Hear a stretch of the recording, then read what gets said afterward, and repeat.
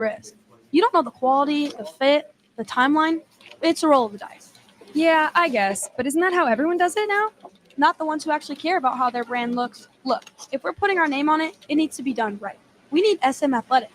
SM Athletics? Yeah, they specialize in working with businesses like ours. Apparel, hats, promo gear, but real, customized stuff. They actually care if it turns out right. Probably a lot better than getting stuck with 100 t-shirts with crooked logos. Exactly.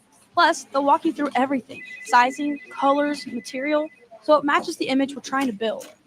Makes sense. What's the name again? SM Athletics. Trust me, if you want to look like a real company, not a flea market stand, this is the move. If you're serious about your brand, work with people who are serious about getting it right. SM Athletics.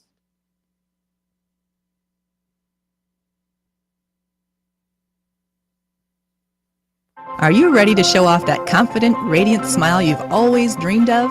Well, here at Knoxville Smiles, we're ready to turn your dream into a reality. At Knoxville Smiles, we're more than just a dental practice. We're your partners in achieving optimum oral health.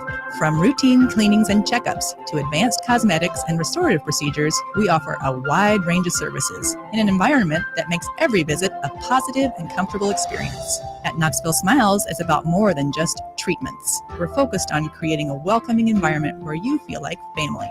Our state-of-the-art facilities are designed with your comfort in mind, and our friendly staff is always ready to address your questions and concerns. Don't wait any longer to achieve a beautiful smile you deserve. Schedule your appointment at Knoxville Smiles today and take that first step towards a healthier, happier you.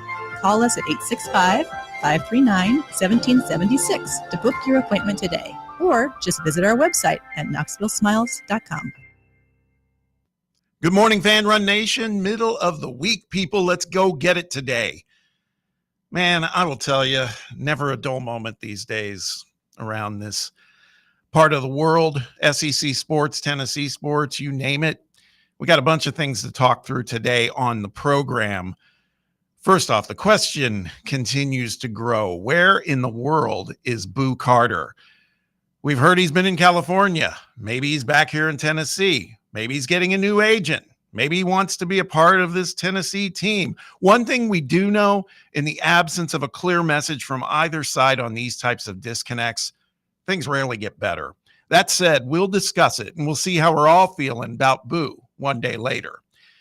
Also, Big Ten and ACC media days, normally we couldn't care less about what went down there, but yesterday in the opening day for each conference with the media, both coaches from the Big Ten and the ACC threw down on the SEC, and the rationales were wild. We will recap that nonsense and also talk about the very apparent impasse that's happening with the conferences at large when it comes to college football playoff expansion. We'll also get some perspective on all of this stuff from one of our go-tos when Jack Foster from Omaha Productions and Rocky Top Insider joins us in hour one. We'll also check in with our guy Jake Crane of Crane & Company to get his take on all of this chaos. And we've got another edition of a midweek fave, not for nothing, but it's all happening on a hump day edition of Under Review, and we're headed your way with it right now. From the studios of Fox Sports Knoxville, it's time for Under Review with Bob Baskerville on Fan Run Radio.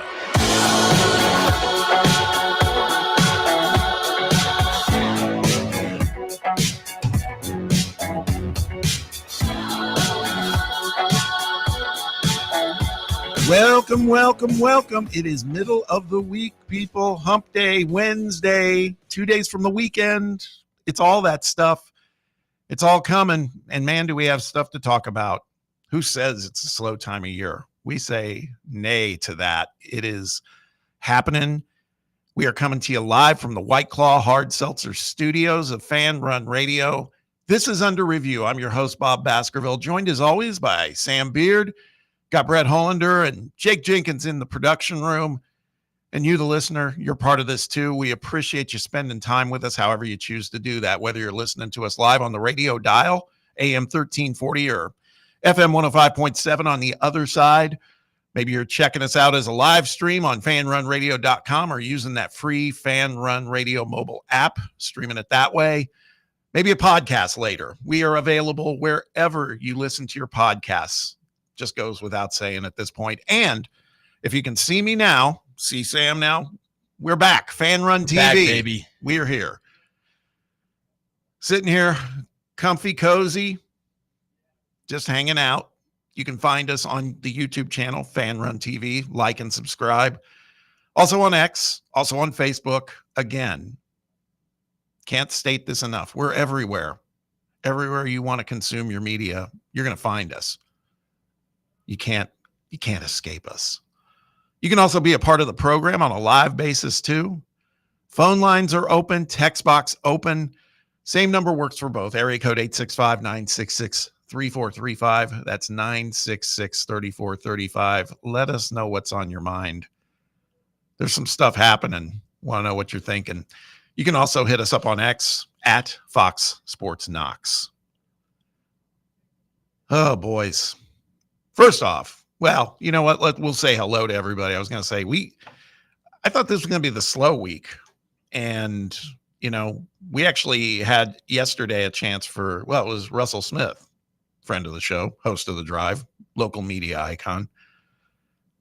He was going to do, well, I wanted him to do Believe It, Don't Believe It with us yesterday. And he was like, I can't, I got a lunch meeting I got to do. I get it. Busy time of the year. People out there prospecting for partners as we get into the football season. Advertisers, you know where to call us. So that's fine. I pressed on, put a show together.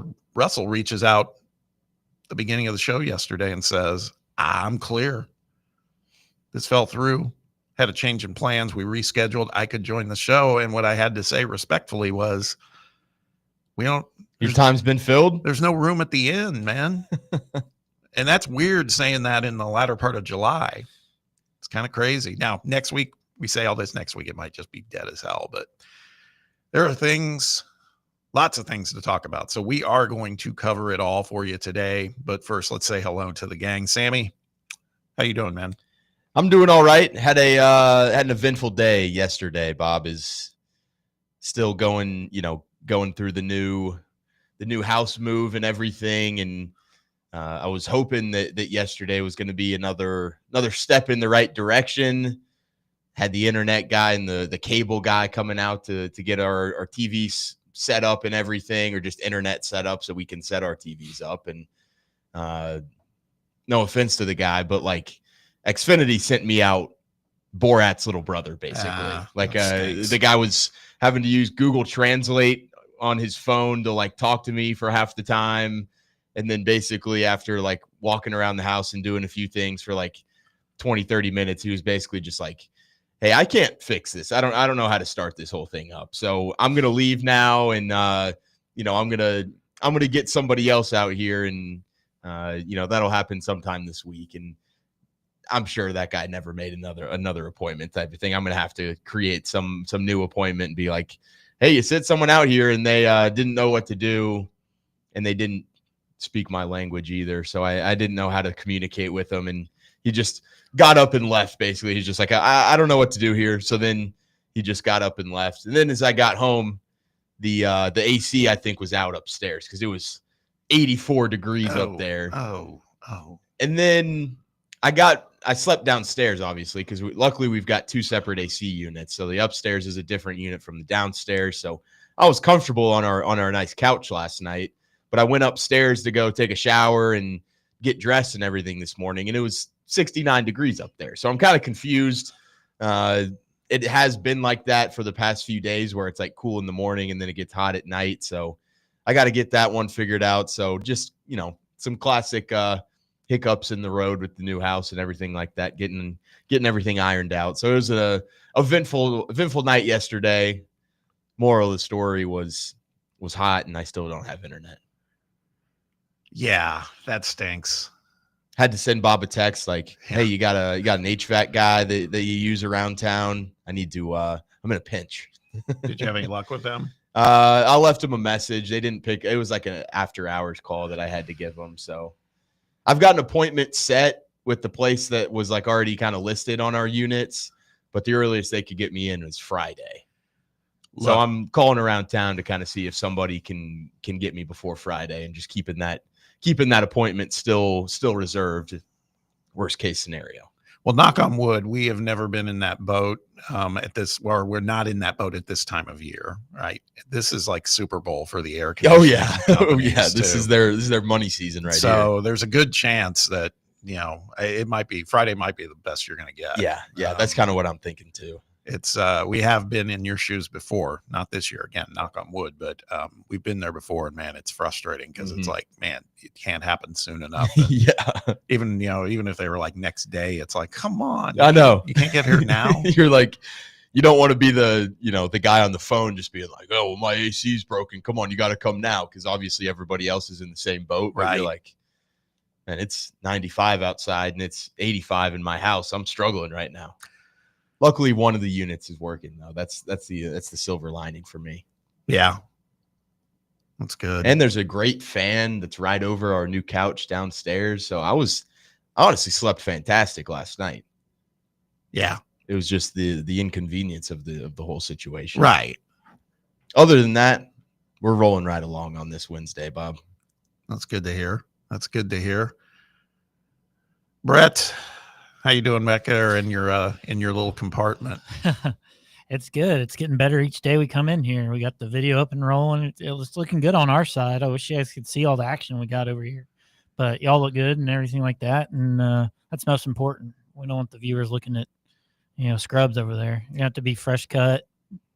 I don't know if we're going to get a makeup studio or not in here, Yeah. So we need a barber in here, get a little trim before the show, kind of like the football teams have and things like that. Of course, Sam always wears a hat, so I don't even know if Sam has hair.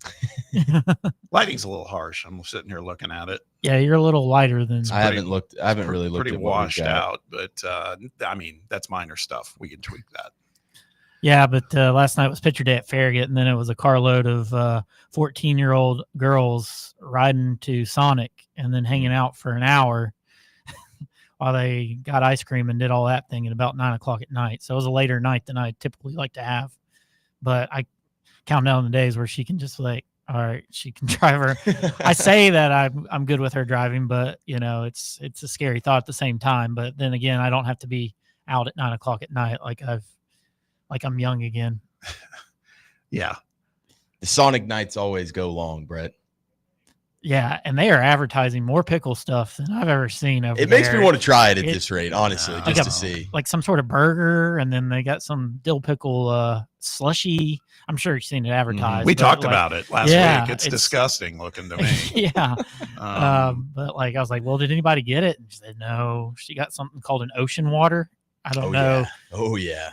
She said it felt like a Sprite mixed with like a It's like blue Sprite, raspberry. Blue Powerade, and like some I think it's like some coconut mix. or Yeah, it something looked like that. good. It's good. So I was good. like, she's like, can you get me this? I was like, oh, sure. I don't know what it is, but so my wife always gets the cherry limeades Mhm. there. That's the other it's one. been a long time since I've been over there, but they just redid that one from across from Costco down there and off Kingston Pike. And it's nice what they've done over there, but yeah, I haven't been there in a while. Sonic's huge back in Nashville. Is it really? It's massive. It They're did- all over the place. It did not. So when I moved from California to Knoxville way back when, they didn't exist on the West Coast. I got here and I was like, this place is fantastic. I mean, I remember eating lunch there like 4 or 5 times in a week at the beginning. I was like, okay, this is not sustainable. I gained weight, like a really like significant amount of weight in the first couple months back from the West Coast. I guess maybe, I don't know, some of it out there is everybody's so like image conscious Yeah. and everything else. So you're always paying attention to that stuff. Here I was like, you went from green smoothies to yeah, I was just like burgers and fries and tots. Baby. Yeah, there was some Chinese place that was fantastic. I was going to town there. I was just like noshing on everything. That was before I met my wife too. So, it's kind of, single guy just getting after it. I felt like I had reached paradise. I'd left Los Angeles, all the madness in California, and gotten back something a little closer to what I grew up with in the Midwest. And I was Real like, Americana right there. this is great. I did always Another hate, burger, please. I always did hate eating in the car though. Like Yeah. I'm big on maybe back then when I was eating, I didn't care when I was younger, but now I'm like, I can't stand eating in the, especially her. I'm like, go outside and eat. There's a picnic table right there, so. Yeah. Looking at the video feed, we've both got just gray and black on today too. We're like mixing into the background basically. Yeah, your camo. Yeah, we're gonna have we can't wear gray and black with this background. I think guess, there's We're a just lot floating heads. There's a lot we're going to need to workshop because looks like the graphic template's kind of dark too, and there again minor tweaks, but it's good to be back Baby steps. on video. I'm watching practice clips of the Titans taking a football field. I mean, this is we're so back, Bob. Yeah. Training camp. Oh yeah. Yeah. Does Absolutely. the Colts start? I feel like everyone starts. They today. started. Yeah, they did. Yeah. They're them in that super contentious quarterback battle they've got there. So much See talent. if we got any video of Anthony Richardson hitting the field. God, don't even get me started. Jake Jenkins, how you doing back there now? Are things different for you over there now with the video? Things are a little different. A lot going on, but I think I can handle it. John gave me some good info and instructions. So, Just blame it on him if it yeah. goes wrong. but like you said, baby steps. I'm sure a lot is going to change. Yeah. Oh, I'm sure. Yeah. Yeah. John was mentioning you on the show today. I know. I didn't hear it. They were in some rabbit hole about something, and our show came up, and he goes, "Well, I talked to those guys. I talked to my guy Jake all the time, intern Jake."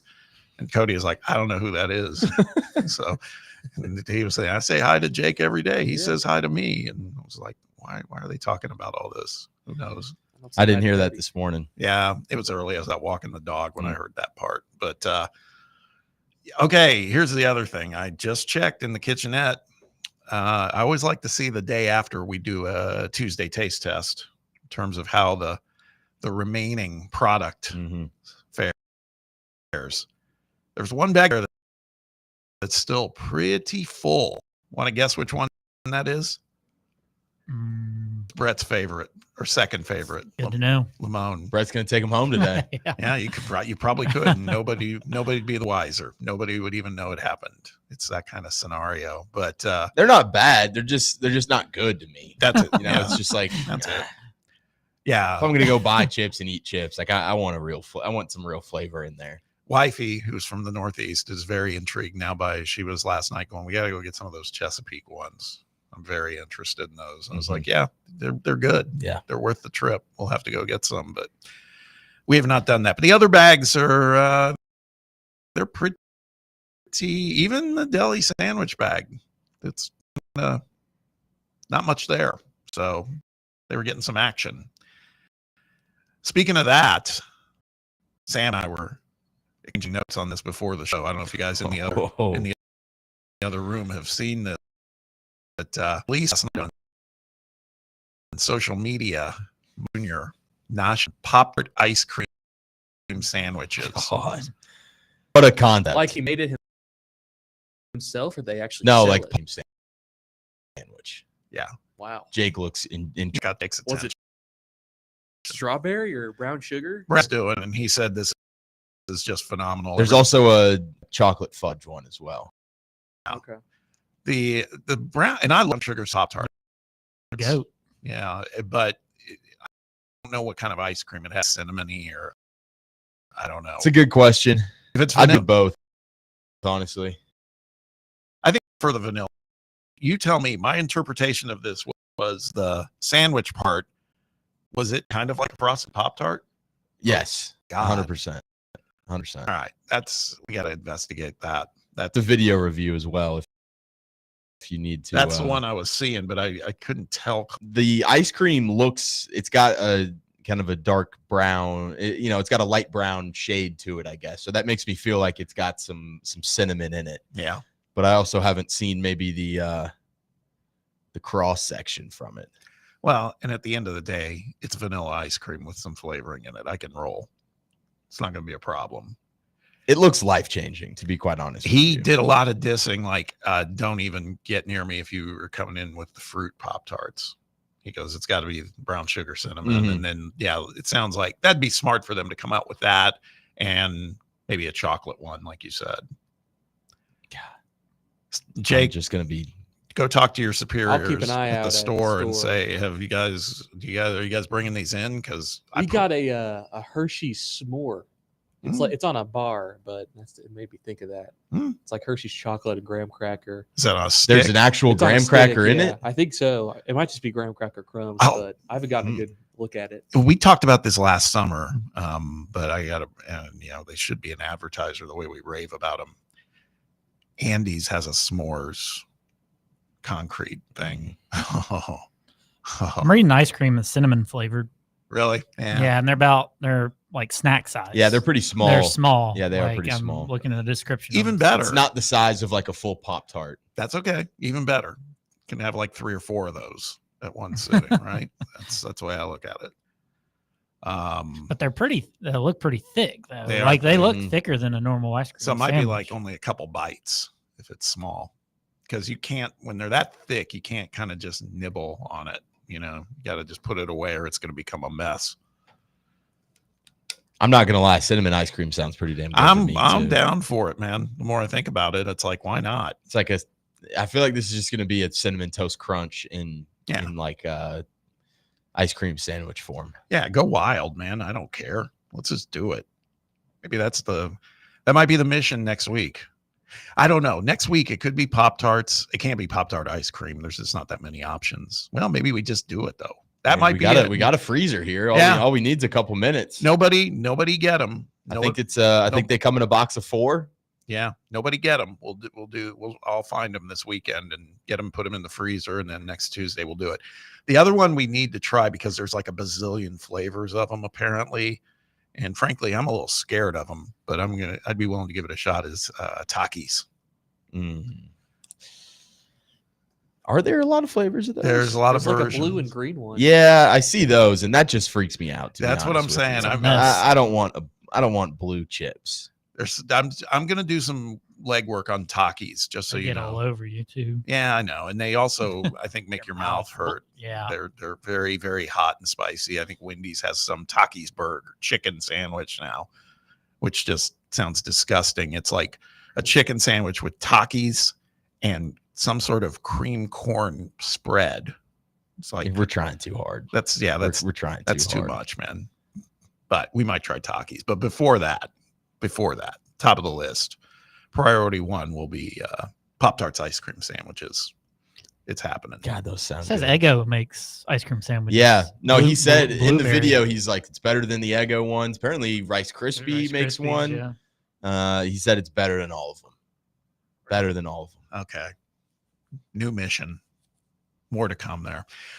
And we have more to come on today's show. We're going to take a quick time out. When we return, we're going to spend a few more minutes talking again about, as I said in the open, where in the world is Boo Carter? This situation continues to grow. The message boards are absolutely aflame. And there's still not a lot of direction, but we kind of had this scenario back in the spring, and we know what happened then. Let's kind of see where we are 24 hours later. We just talked about it yesterday. I just feel it deserves a little more conversation. We will get to it right after this. Stick around. You're listening to Under Review on Fan Run Radio. For the fans, by the fans. This is Fan Run Radio, Knoxville. Believe in family. Believe in your fellow man. Believe in honesty and an honest day's work. We do. We're Farm Bureau Insurance. And we don't just believe in Tennessee. We believe in Tennesseans. Farm Bureau Insurance. Tennessee's insurance company. This is Baseball VFL Cody Brown. Farm Bureau Insurance is the official insurance for Tennesseans. Believe in me for all of your insurance needs. Give me a call at 865-992-3871. A brand built in Tennessee and born from the love of the game. Inward Half revolutionizes golfing comfort. Crafted by a former pro and dedicated enthusiast just like you, our luxury performance wear guarantees you stay cool and comfortable through every swing and every day. We're not just a brand. We've set out to create a lifestyle for those who understand that impeccable style and premium performance are a hole-in-one. Enjoy the walk-in with Inward Half. Knoxville, mark your calendars. Fan Run Night at the ballpark is back. Join us Wednesday, August 6th at Covenant Health Park. as the Knoxville Smokies take on Biloxi and we take over the stands. It's all you can eat night, so make sure to bring your appetite. Plus, we're hooking up the fans with exclusive Fan Run swag giveaways you won't want to miss. Come hang with the Fan Run crew, rep your team, and enjoy a summer night of baseball, food, and fun. Fan Run Night, August 6th. Be there. Hey, Pack Rat. Yeah, you. Are you moving cross country and you just don't know who to call? Call us right now. Listen, you've probably seen one of our containers in your neighborhood, but did you know that we can help you move anywhere in the United States? It's real simple. We'll drop a container off at the location you tell us to bring it to. You pack up your valuable possessions at your leisure. They stay safe right in your home. And when you're ready, call us. We'll come and pick up the container and give you a scheduled date of when your furniture and the other possessions will be at your new home. So if you're moving across country or across town, be a Pack Rat. Join the Pack Rat family. Call Pack Rat right now for your free quote. See y'all later, Pack Rats. Call 800-965-1298. 800-965-1298. 800-965-1298. That's 800-965-1298.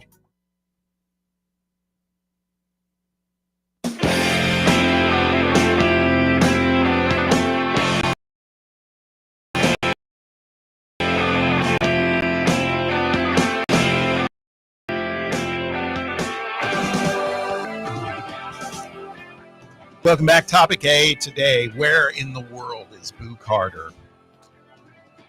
I don't know. Any developments here?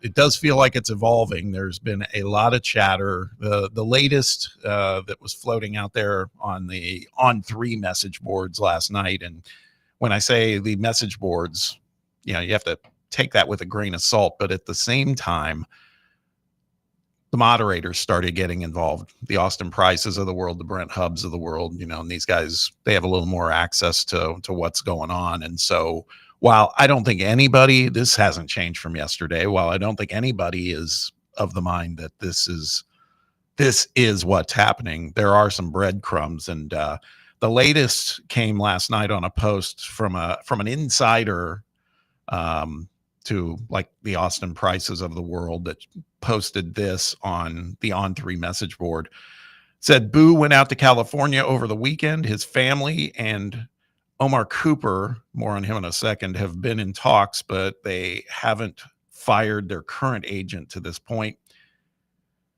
Boo has to do the little things better. He just can't go to Colorado at this juncture unless there's some deal that we don't know about. And he isn't a grad transfer. I think the portal doesn't allow you to do anything right now. Correct, Sam? Yeah, I believe so. There is a path to him being on this team, but he has definitely burned some bridges with his teammates by not showing up and being late, causing more work for others and such. It's a complex deal, but one Tennessee will eventually have to make a decision with. This Omar Cooper guy, an agent, and what I do think you need to know is one of the guys he also represents is Ace Bailey.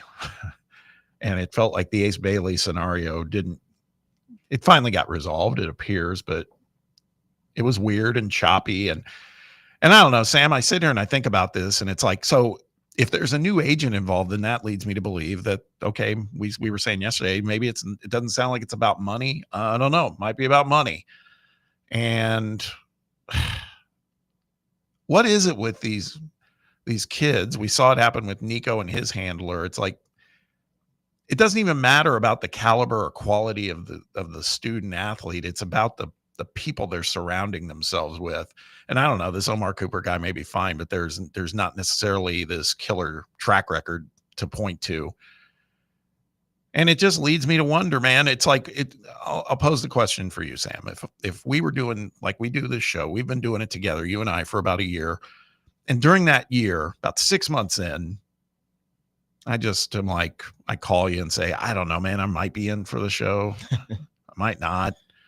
Just I got some other stuff going on. And you're then, okay, I'll kind of prepare for the show. And then all of a sudden I show up like 2 minutes before, or I show up after hour one hey, what do we got? Sit down. And, I mean, this is the factor too. We've talked about it. This to me is the biggest non-starter when you're trying to collect a team that has, about 100 guys, and you're trying to get them all on the same page. And then you've got this guy doing this stuff. Who cares what the motives are? He's doing this. I just don't think it's tenable, man, for the long term. Yeah, it's a really hard one to wrestle with. And I mean, I don't think it's I don't think it's a problem that just Tennessee is having to deal with. I said that I don't really listen to other conferences, media days and stuff like that, but I do think what has kind of come out of Maryland and the Big Ten media days, if you saw Mike Locksley about how he said he basically just admitted in his speech up there, he was like, man, I lost my locker room due to NIL stuff last year. And that was kind of a reason why we struggled so much last year. And he was basically saying, I've got to choose between paying young players that may be kind of highly regarded coming in or rewarding older players that have kind of been through the fire and have won some bowl games with me. And, and he's doing that with limited resources. I know that Tennessee, their resources aren't as limited as a Maryland, but I think you can kind of, draw some comparisons to the same situations here where it's like, hey, there's probably some veteran guys in that Tennessee locker room that are pretty upset with what's been happening with Boo Carter. And I'm sure the same thing with the Nico situation and guys that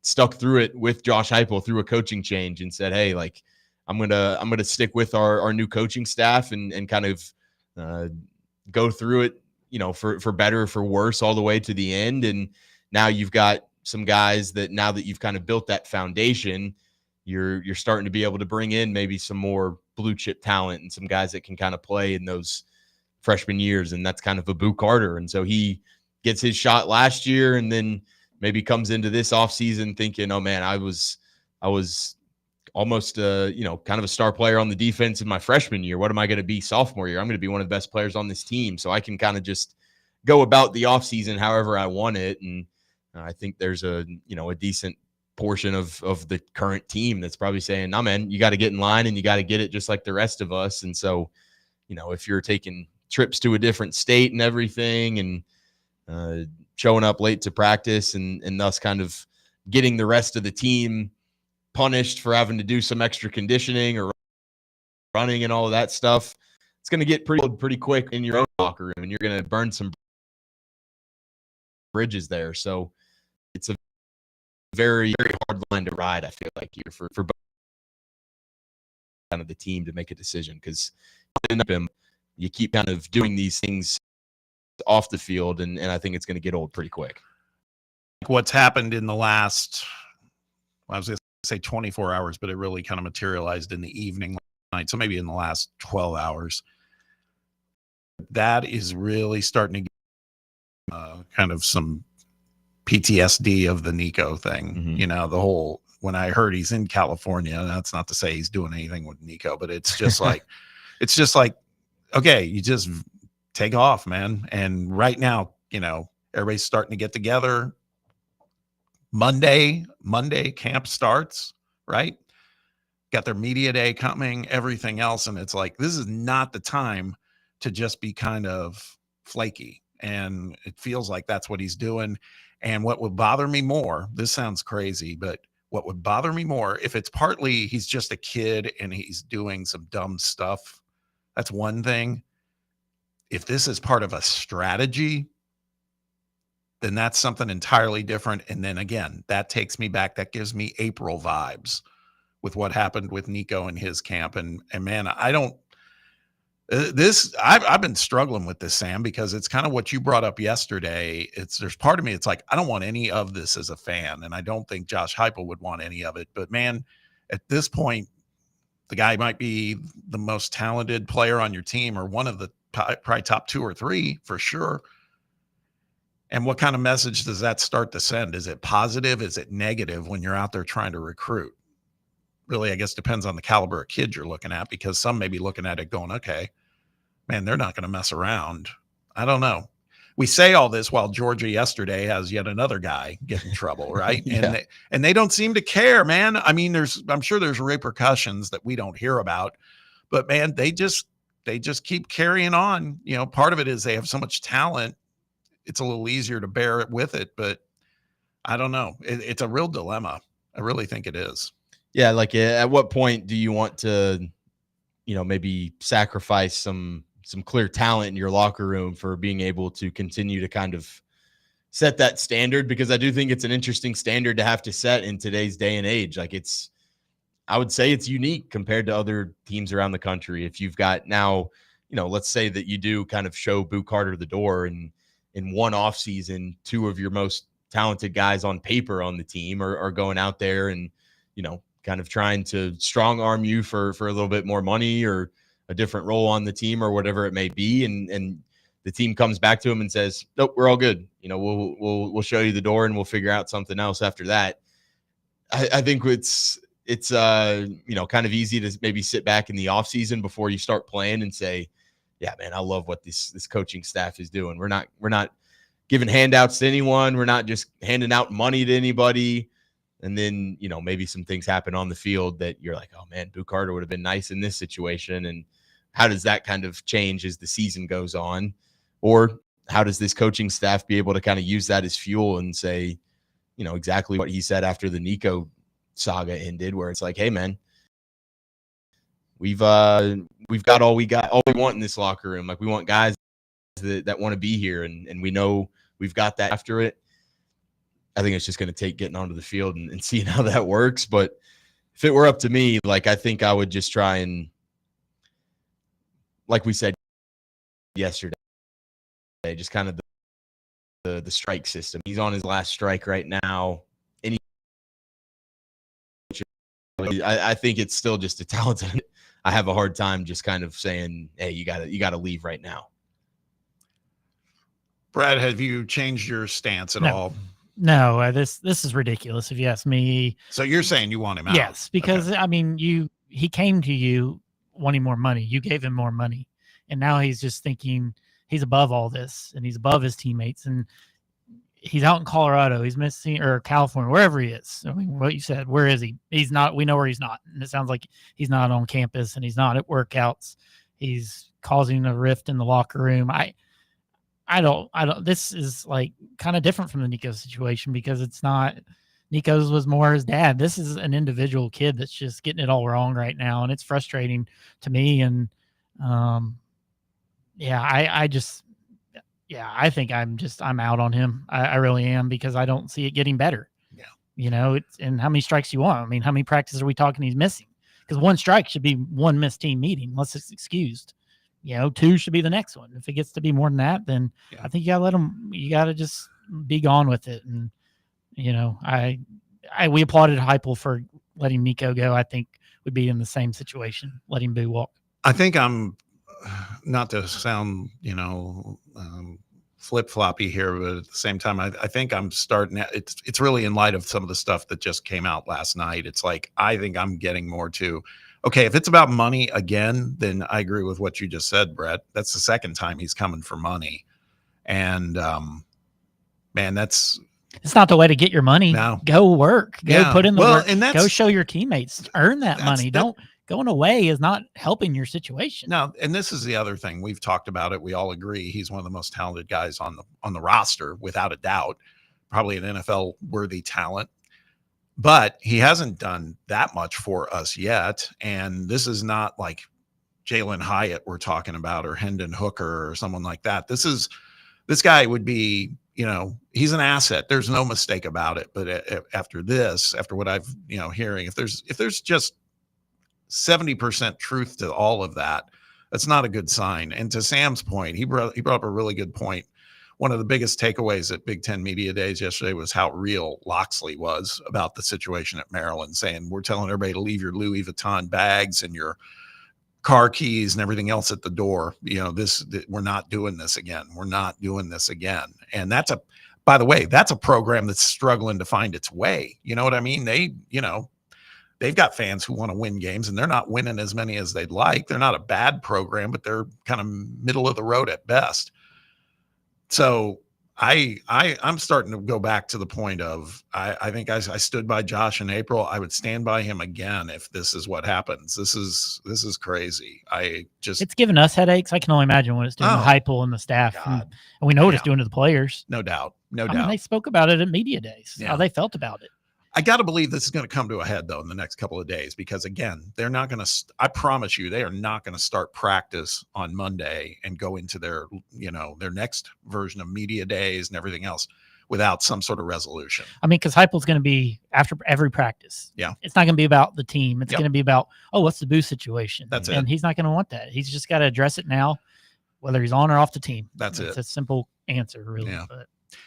All right, let's take a quick break. When we return, we'll continue this conversation. Jack Foster from Omaha Productions. He's in football mode now. He also works with Rocky Top Insider, too. He's going to join us. We'll get his thoughts on this. And we also had a listener question that is baseball related, and Jack may have an answer for that. So we'll talk about all that when we return. Stick around. It's Under Review on Fan Run Radio. Big Orange Country's home for sports. This is Fan Run Radio. Ready to launch your career? Axle Logistics is a leading third-party logistics company where excellence is an energy. With an award-winning culture, Axle proves that positive outcomes come from a positive environment and a work hard, play hard mentality.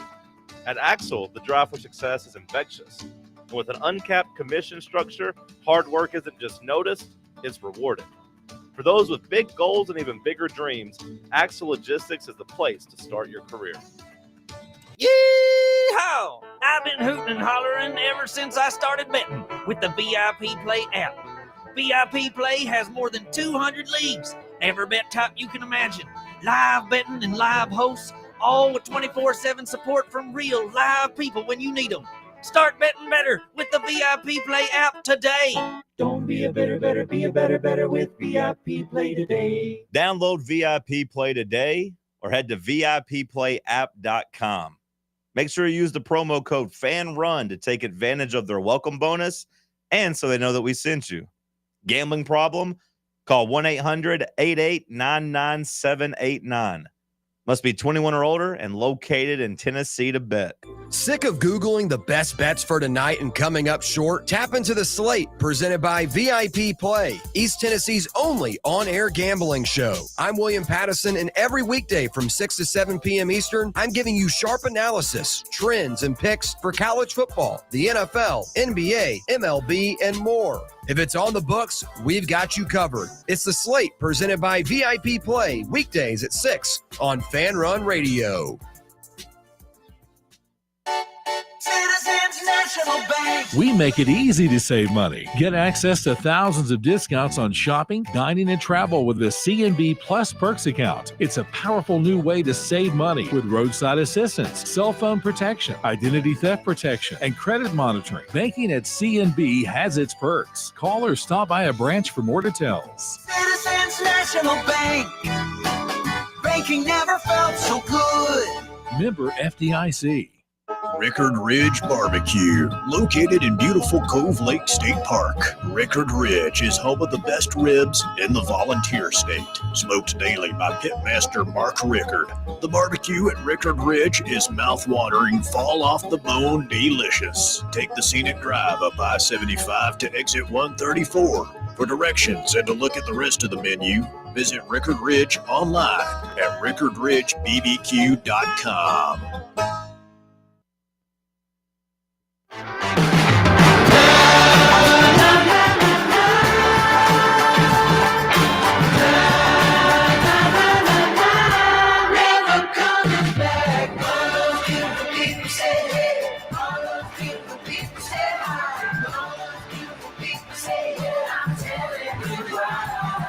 Welcome back. Final segment, hour one. Bob Baskerville here with Sam Beard. Continuing this conversation about where in the world is Boo Carter, kind of literally and figuratively. Got another guy who's got a point of view on things when it comes to Vol Athletics, does a great job of covering it when he's doing mostly baseball with Rocky Top Insider, but then also during college football season. He's not just local. He's involved with all these other podcasts. You may have heard of them. SVP podcast. It's always college football, the Mina Kimes show. He works with Omaha Productions, friend of the show, good overall guy. It's Jack Foster. Jack, it's been a few weeks. How you been, man? I'm doing great, Bob. And yeah, it's a little couple-week hiatus. July truly is the dead period of sports, but as par for the course with Tennessee athletics, there's always something to talk about, even in July. So a lot going on really last week or so as we get closer to football season, and I couldn't be more excited. Yeah, I agree. Before we get into football, though, I am going to say something about baseball. You even saw this probably because you were copied on a post on X from one of our listeners, Deep South Ray. He wrote, regarding baseball, did we get the 2 Bowling Green guys to come to Knoxville? We know we got one of them. Have we ever heard a verdict on DJ Newman? Yeah, I believe he's coming. I did. I haven't heard anything for sure. I don't think, but I think he is coming to campus. So, Sam, you have any more intel on that one? I'm looking that up right now, actually. Garrett Wright, we know, was here. Yes, of course. But Newman, I guess, was the wild card, and we were talking about that, post draft, and then it just kind of went away, and we've never seen any news of him signing. So I don't know. I would hope that means that's coming here. That's what my line of thinking would be. Is that no news of signing or anything? That means he's a likely candidate to come. I guess nothing would be for sure yet, because it's still kind of early, but that would be my hunch. Yeah. So we've been talking in this first hour. I hate it, by the way, but it doesn't seem to be going away. And that's this story with Boo Carter. The latest is he was spending time in California. Nobody knows. The word is he might be back in the state of Tennessee at this point, but nobody knows for sure. And yesterday when we talked about it, it felt like this was more of just, kids being kids maybe, and just being kind of irresponsible, being a little full of themselves and making mistakes, being late for meetings, missing team functions, all this other stuff. But now, I don't know. Now it sounds like he could be saddling up with a new agent, and then it leads me to believe that then this could be strategic in their weird mind, and that there is money involved. And this is a guy who also came to the table, back in the early part of this year. So this would be a second time that this becomes a topic. I don't expect you to have any deep intel on this because I don't think anybody does at the moment. But knowing what we know, and then again, we don't even go into some of the other more salacious stuff that may be happening, like in Chattanooga and elsewhere, just as what it means to the locker room. Where do you stand on this? I mean, again, it feels starting to feel a lot like the whole Nico deal all over again with a couple different nuances, but man, I'm exhausted. You got to believe Josh is exhausted. Yep. Yeah, I would imagine he is as well. And this is, it's even tougher, I think, with this Boo Carter situation, given what happened, over the holidays in early January. I can't remember the exact timetable, but, beginning of the year, maybe in December, when all the drama about entering the portal was going on with Boo Carter. So the fact that already happened, and Tennessee probably, had to fork over some more money to keep him, and then now this is happening, it makes it all the more frustrating. And also just, you anticipated Boo Carter being one of your best players this year. So that amplifies it even more. But as far as the locker room goes, man, I'm obviously not in it every day, but having 2 instances like this happen in an offseason to 2 of your, best players, most notable players in Nico and Boo can't be good. Like, it just can't be good for vibes. It's like you said, I'm sure Josh is worn out by all of this, but hopefully things get resolved quickly and nothing ends up happening that's, major. But yeah, it feels like it could go south with, whatever's coming down the pike. But, and then from an on-field standpoint, I think if Boo Carter isn't in a Tennessee uniform this fall, it's a huge hit. It's a huge hit to Tennessee's upside more than anything, because Boo Carter could have been Tennessee's best player this year. And I don't think anybody would have been surprised, but Tennessee would have a hole to fill in the secondary. It'd lose a potential dynamic playmaker on offense. We would have had to have seen what that could have been, but definitely the upside of Tennessee as a whole team takes a huge hit if Boo Carter isn't playing this fall. Jack, coming off of media days, Tennessee was projected to finish 9th in the SEC. I want to kind of get your thoughts on that. If you feel like that is an appropriate kind of ranking for Tennessee in the preseason with somewhat of an unproven group coming in this year, and also just kind of some players on the All-SEC team. Surprised me a little bit that we didn't see Joshua Josephs on any of the three teams defensively. I feel like that's a guy that, to me, I'm really expecting to have a big year and kind of, I wouldn't say have James Pierce production, but I think he can be able to fill those shoes decently well. What were kind of your thoughts on Tennessee's team overall preseason ranking, as well as maybe some notable players potentially being left off those lists? Yeah, I thought the ranking made sense, honestly. I'm not the highest on Tennessee this year. The schedule is easy, so they have a solid floor.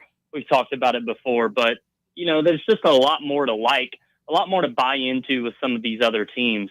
So I completely understand the ranking of 9th. And then as far as the players on the teams, I didn't see any major surprises. You mentioned Josh Josephs. Yeah, he could have a nice year, but he's an upperclassman that hasn't had a true breakout season yet. I mean, he's had really nice moments, especially last year, more so than other years. But, I didn't have any really major takeaways from the All-SEC teams. And like I said, the ranking to me makes a sense. Tennessee is a middle-of-the-pack SEC squad, so 9th, you're in the back half, but just barely. So honestly, made sense to me. After SEC media days, did you come away with any more thought on, we talked about this a little bit last week about coaches that could be on the hot seat, and one that I think could be on the hot seat, although the economics may keep it from happening, and that is Mark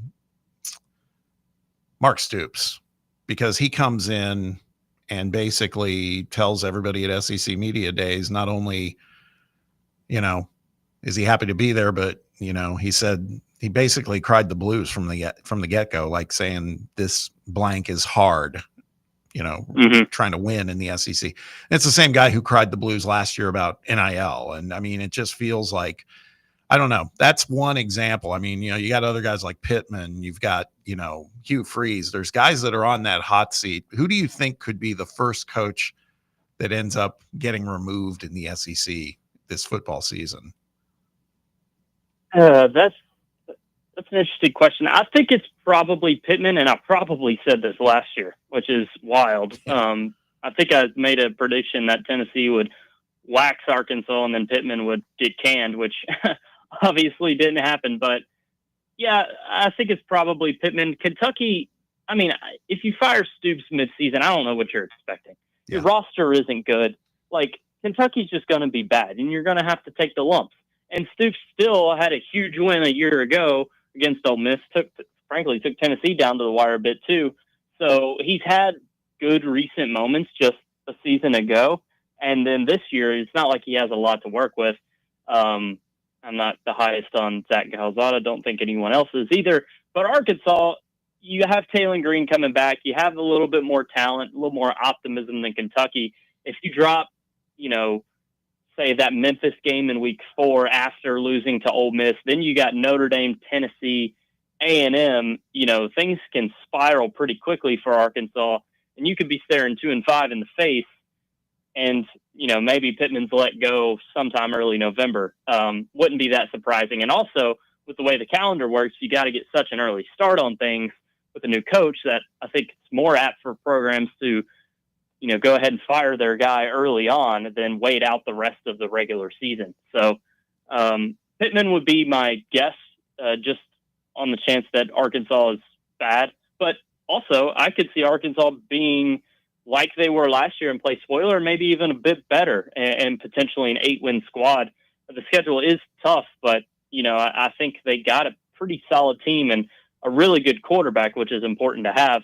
So, while I'm not saying that Arkansas is definitely going to be bad, I think just looking at the most likely scenario here, it's that Pittman would be the first let go. I'll tell you one thing. I happened to, I don't know why I put myself through this, but I do it. I was checking out some clips from the Chuck and Bo show in Fayetteville, from yesterday.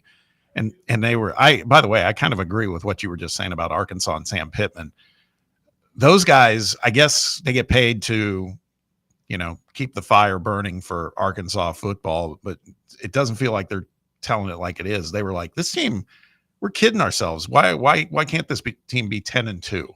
Talking about Arkansas. It's like, well, man, that's a stretch. Yeah, go with God on that thought. I mean, just even looking at the road games, you play LSU, Tennessee, and Texas on the road, and Ole Miss. But Ole Miss could be down, I guess. But Tennessee, LSU, and Texas on the road. I just don't see how you can win in Neyland, Baton Rouge, or Austin. Like it's just not going to happen. I mean, maybe Tennessee's just terrible on offense, and you can eke that one out. But to do so in Neyland would be just massive win for them, of course. So 10-2 is a pipe dream, to say the least. You talk about how you weren't super high on Tennessee this year, and obviously that's not a hot take with what's kind of transpired and what's been leaving and entering the program. But the deep ball was a big issue last year in terms of kind of connecting on those and being able to kind of use that tempo that Josh Heupel always likes. What do you feel like this year? Do you feel like there would be any sort of change in that offense? Could you see it move a little bit more slow and a little bit more methodically and be able to kind of lean on that defense and kind of play a little bit more traditional like football? Or do you still feel like Josh Heupel is going to go out there and try and be fast and try and connect on those deep balls and continue to kind of use his system to his advantage? Or do you feel like maybe with the talent given on this roster right now, things change a little bit compared to what we saw in a 2022 or something like that? I think it's largely dependent on the receivers because even though the quarterback room is an unknown, especially with the young guys, I feel like Aguilar will start the season. And as long as he isn't just completely awful, I feel like he'll have the job majority of the regular season. So you kind of know what you're getting with Joey Aguilar as a player, I think, even though he is in his first year at Tennessee. So it largely depends on if the receivers can take a step. And if that can happen, I think you'll see the offense take more chances, return to that tempo, be more aggressive if they can rely on the playmaking capabilities of the weapons. But if that's not the case and the receiver room underwhelms yet again and you have a limited quarterback, I'm not sure Heupel's going to want to be too aggressive. It'll probably be more of a safe offense. Frankly, an offense we saw more last year, I think, and that leaned on Dylan Sampson. This year, you don't have Dylan Sampson, but I do think you have three capable backs to lean on with, Peyton Lewis, Star Thomas, Deshaun Bishop, who's my favorite of the trio. So maybe that's the case later in the season if the receiver room underwhelms. But I think if you are buying into this Tennessee offense being good this year, you have to buy in to the receivers taking a big step.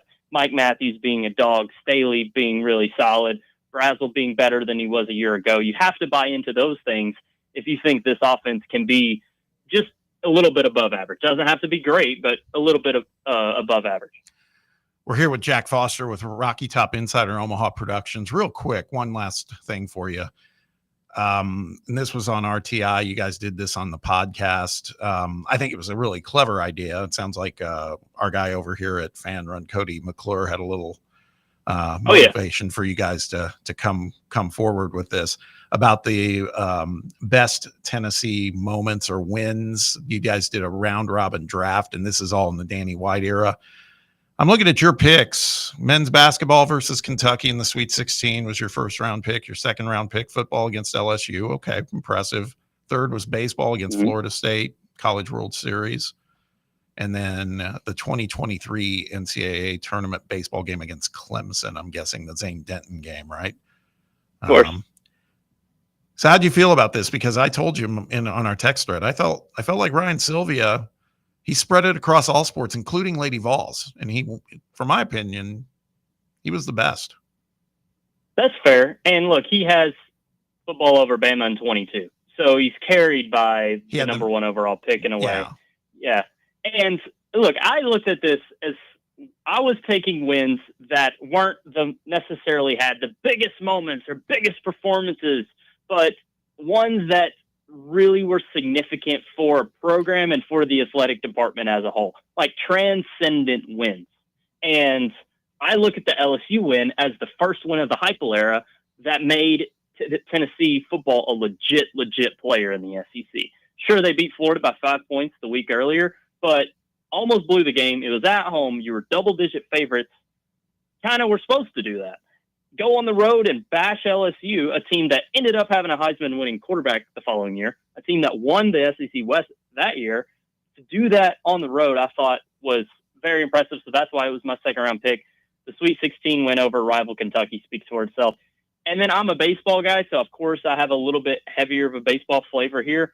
But the Florida State win, Tennessee's not winning the College World Series without that. And that is like the game you point to when you want to explain to someone how dominant Christian Moore was. A cycle with a double on top. Unbelievable.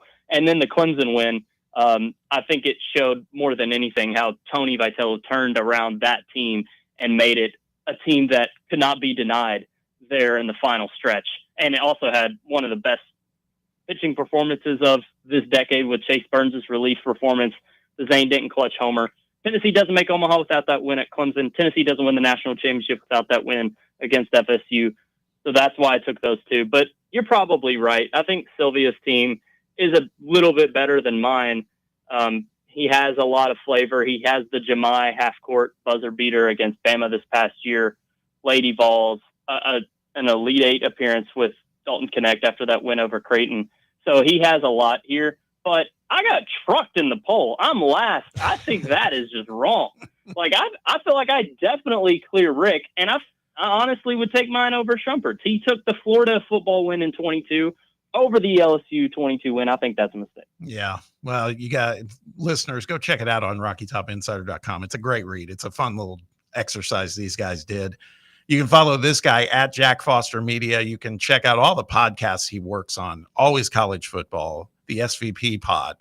Is it the Mina Kimes show? Is that what it's called?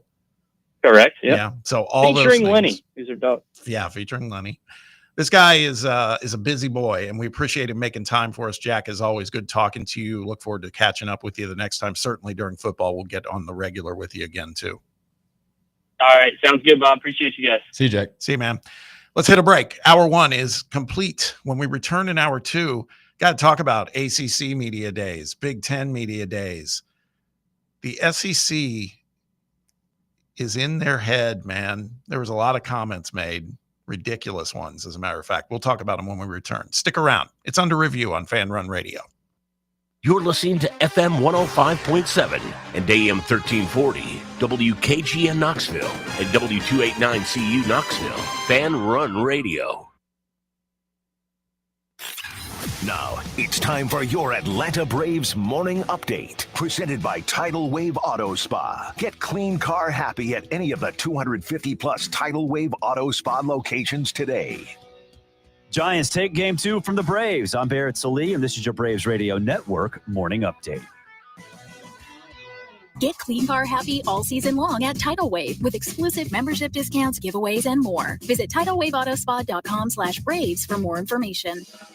The Giants put up 4 in the second, 4 in the seventh with a 1-run fifth mixed in between as they topped the Braves 9-0 in game 2 of the 3-game set. Wilmer Flores had a 3-run shot. He had 4 RBI on the night, leading the way for the G-men. Davis Daniel got the loss. He's 0-1 on the season. He went 5 innings, gave up 7 hits, 5 earned runs, 4 walks, and 3 strikeouts. The Braves look to win the series this afternoon. Business person special coming up at Truist Park. You'll get Spencer Strider on the mound for the Braves. He's 4-7, has a 3.59 ERA and 82 strikeouts on the season. Justin Verlander, future Hall of Famer, going for the Giants. He's 0-8, has a 4.99 ERA and 67 strikeouts. For our leadoff show with myself and Chris Domino coming your way at 11 a.m. First pitch with Ben and Joe across the street at Truist Park at 12:15 p.m. Eastern, 11:15 a.m. Central Time on the Braves Radio Network. Barley's has live music on weekends, general team trivia on Wednesday nights at 8 p.m., and now live sports trivia courtesy of the Knoxville Trivia Guys every Thursday night upstairs. The game starts at 7 p.m. and is free to play for everyone, so head on down to the Old City and show off your sports knowledge and win gift cards to Barley's. Use those gift cards to buy some delicious food and drinks, And you can take it all in with their wide selection of TVs and indoor projectors. Barley's Tap Room and Pizzeria.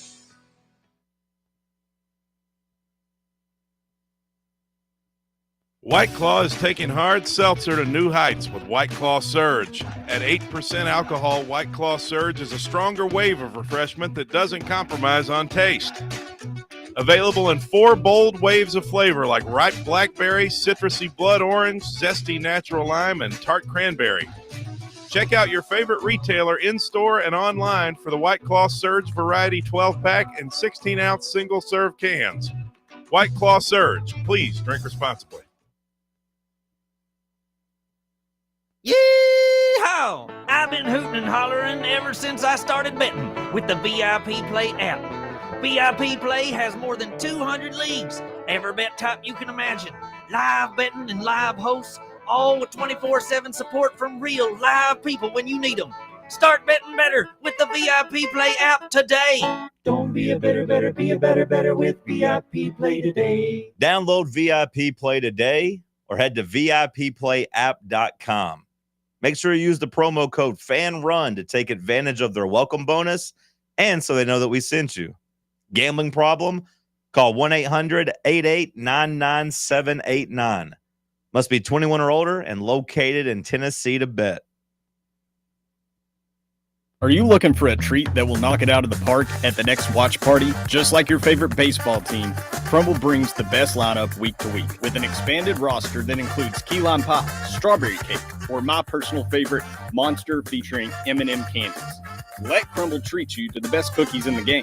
Download the Crumble app and start earning rewards. You can even vote monthly on what flavors you would like to see at any store of your choice. Warmer weather is here, so get to the ballpark, but don't miss the cookies.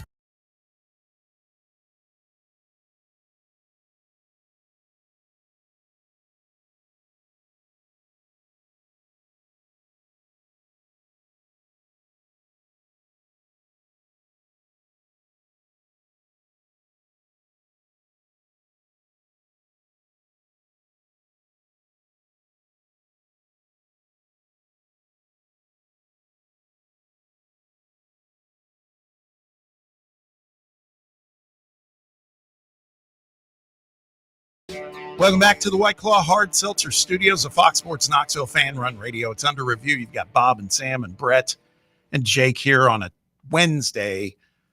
Shout out to my wife, Sue.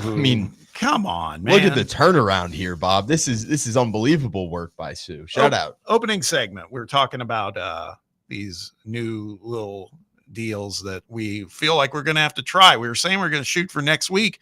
Sounds like maybe we have to do it today, because she brought by Pop-Tarts, ice cream sandwiches, the chocolate fudge flavor, Rice Krispie treats, ice cream sandwiches, and Pop-Tarts brown sugar cinnamon flavor ice cream sandwiches. Jake's excited back there. And here's the thing. I can't keep them here. First of all, they're perishable. Second of all, you put them in the freezer here, they'll be gone in an hour. All these other hooligans. You think so? Around here. Yeah, probably. We'll probably put them out. We're going to have to hit these here pretty soon. There's no question about it. So not that that's, twist my arm, we'll figure Never out, too early for ice cream. We'll Bob. figure out a way. But probably later in the hour, we will do that. So I will have to put them in the freezer for a little bit and tell everybody stay away for at least a moment. And here's the thing. There's 3 boxes and there's 4 in each box. So there's not going to be any left when we're done. We're going to have to try them all. Real quick, jumping over to the text box. We did have some feedback from listeners. We appreciate that. You can weigh in at 966-3435, area code 865. You can also call that number. Couple thoughts on Boo Carter. This came from one listener in the 615 area code. They said, didn't Boo ask for more money in the offseason? Yes, he did. Did we already pay this guy? I believe we did. We need structured contracts. We are just throwing away money. It's a fair point. And then this second caller this is Rando, some random guy. Always appreciate his support. I fully agree that we make a deal and stick to it. Do not renegotiate in the offseason, period. The culture will eventually fix itself if you just put some guardrails up. It's a good point. I think he's right. So we know that's got us a little spun up. Let's talk about something else that's got us spun up. Like I said in the open, we wouldn't normally care about these conferences and their media days. Sam yesterday said, I don't care one iota about the ACC media days. And I'm not sure he's wrong. I think I only cared about them in my initial thoughts to the last day when Dabo talks and Bill Belichick talks. But both conferences had coaches speak, and there's a fair amount of trash talk towards the SEC from both conferences. The other thing I would say is now we have heard from conference commissioners in all the Power Four conferences on the topic of college football playoff expansion. And I think it's safe to say there might be 4 different points of view on it. I mean, there's a delta between where all these conference commissioners stand, but more on that in a minute. I'd first off like to start with the ACC, the conference we said we didn't care about. And it came from a little bit of a unlikely source, Rhett Lashley, coach at SMU. By all measures, pretty good coach, does a good job. He's won some games over there at SMU already, got them into the college football playoffs. They snuck in last year. He made the comment about the SEC as a conference saying, look, they've won 6 national titles since the 60s. Or no, 6 schools have won national titles, won many more than 6. 6 schools have won national titles since back in the 60s. So the way I see it, paraphrasing here, but this is the message. The way I see it, this conference isn't deep. This conference is top heavy, which I think is code for saying you guys are overrating the SEC. I don't know, man. Pretty bold comments from a guy who, by the way, it's early in his head coaching career, but he's 0-3 in postseason games, bowl games, and college football playoffs. Definitely bold, Bob. Definitely bold. I mean, you want to talk about winning the SEC, and since 2011, there's only been 3 teams that have won the ACC. So, I mean, we can flip this one on their head too if they would like. I mean, Clemson, Florida State, and Pitt are the only 3 teams that have won the ACC in this time. So I appreciate you trying to make waves on your media day there, Rhett Lashley, but let's not be silly. Let's not compare the ACC to the SEC. I will hear arguments and conversations about how if you want to try to put the Big Ten in the SEC kind of neck and neck, and maybe the Big Ten being able to kind of close the talent gap in terms of, getting blue chip prospects in the door, being able to win national championships and stuff like that. I will not be bothered by little brother ACC. This is gum on the bottom of my shoe at this rate with this comment, Bob. This is just ridiculous from Rhett Lashley, I think. Brett, how'd this one hit you? I don't think he's completely wrong. I mean, I do think it's kind of top heavy. I mean, the depth of the league's definitely better, but when it comes to winning championships, I feel like it's top heavy for sure. I mean, outside of LSU, Georgia, Alabama, I mean, who else is we talking about here winning like championships? I mean, so I don't know if that's what he's meaning, and that's what it sounded like to me. But overall, the depth, no, he's completely wrong on that. I mean, you got almost a tough game every week for the most part once you get about 8-9 schools deep in the SEC. So yeah, I mean, he's wrong with that, but if he's talking just championships alone, I don't think he's necessarily wrong. It's but I don't know, that's the way I took it at least, but I don't know. Yeah, I just, again, when we talk about depth, I just feel like that's a conference that's coming off of in my opinion, one of their weakest seasons collectively in history. And I just feel like why are we even bringing that part up? I guess maybe he was posed a question, but still. Did they have the same amount of quality teams at the top last year with like a Miami, Clemson and who else was up there? I'm trying to think. SMU. SMU compared to like where we were. No, I don't think so. Because Georgia had 3 losses last year. They weren't as good. LSU was down. Bama was down. So, and Big Ten's winning the last 2 championships. So, if he was talking maybe trending a little down instead of going full on in? I don't know. I mean, I do think Tennessee's kind of been down. But here's the other we thing. went to the playoffs, but I'm just looking at win totals here right now. In terms of the 9th team in win total, I know that Tennessee is preseason ranked number 9.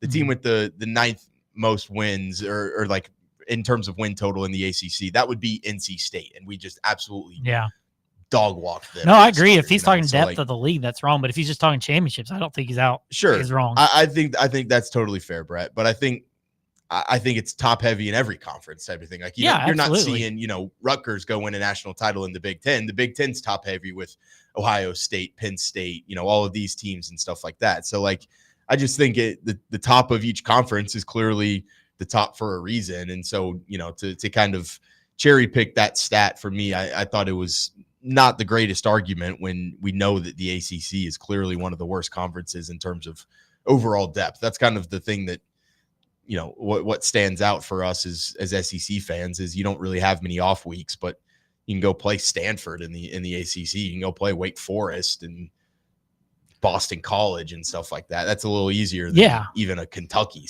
Absolutely. It's not entirely prescriptive, but their champion, right? Their champion, which was Clemson at the end. They lost to 3 SEC teams last season. They lost to Georgia. They lost to South Carolina in the regular season, and then they lost to Texas in the playoffs. Mm-hmm. Now that one little factoid does not determine which conference is better, but man, that's a tough argument to put out there. Again, more so that you're not wrong about what you said about the SEC. At the same time, it's like, what point is it when your conference is actually scuffling? You're gonna call out the SEC, and that's a great segue to our other good friend, the coach that we talked up a lot last year, Sam, the coach at Indiana University in the Big Ten, Curt Cignetti. We should have known. We talked about this yesterday when we were previewing day 1 of Big Ten Media Days out in Vegas. We were saying, you're going to hear from Brett Bielema at Illinois. We're going to hear from Ryan Day at Ohio State, but we're also going to hear from Curt Cignetti at Indiana. He'll have some thoughts. Boy, did he ever.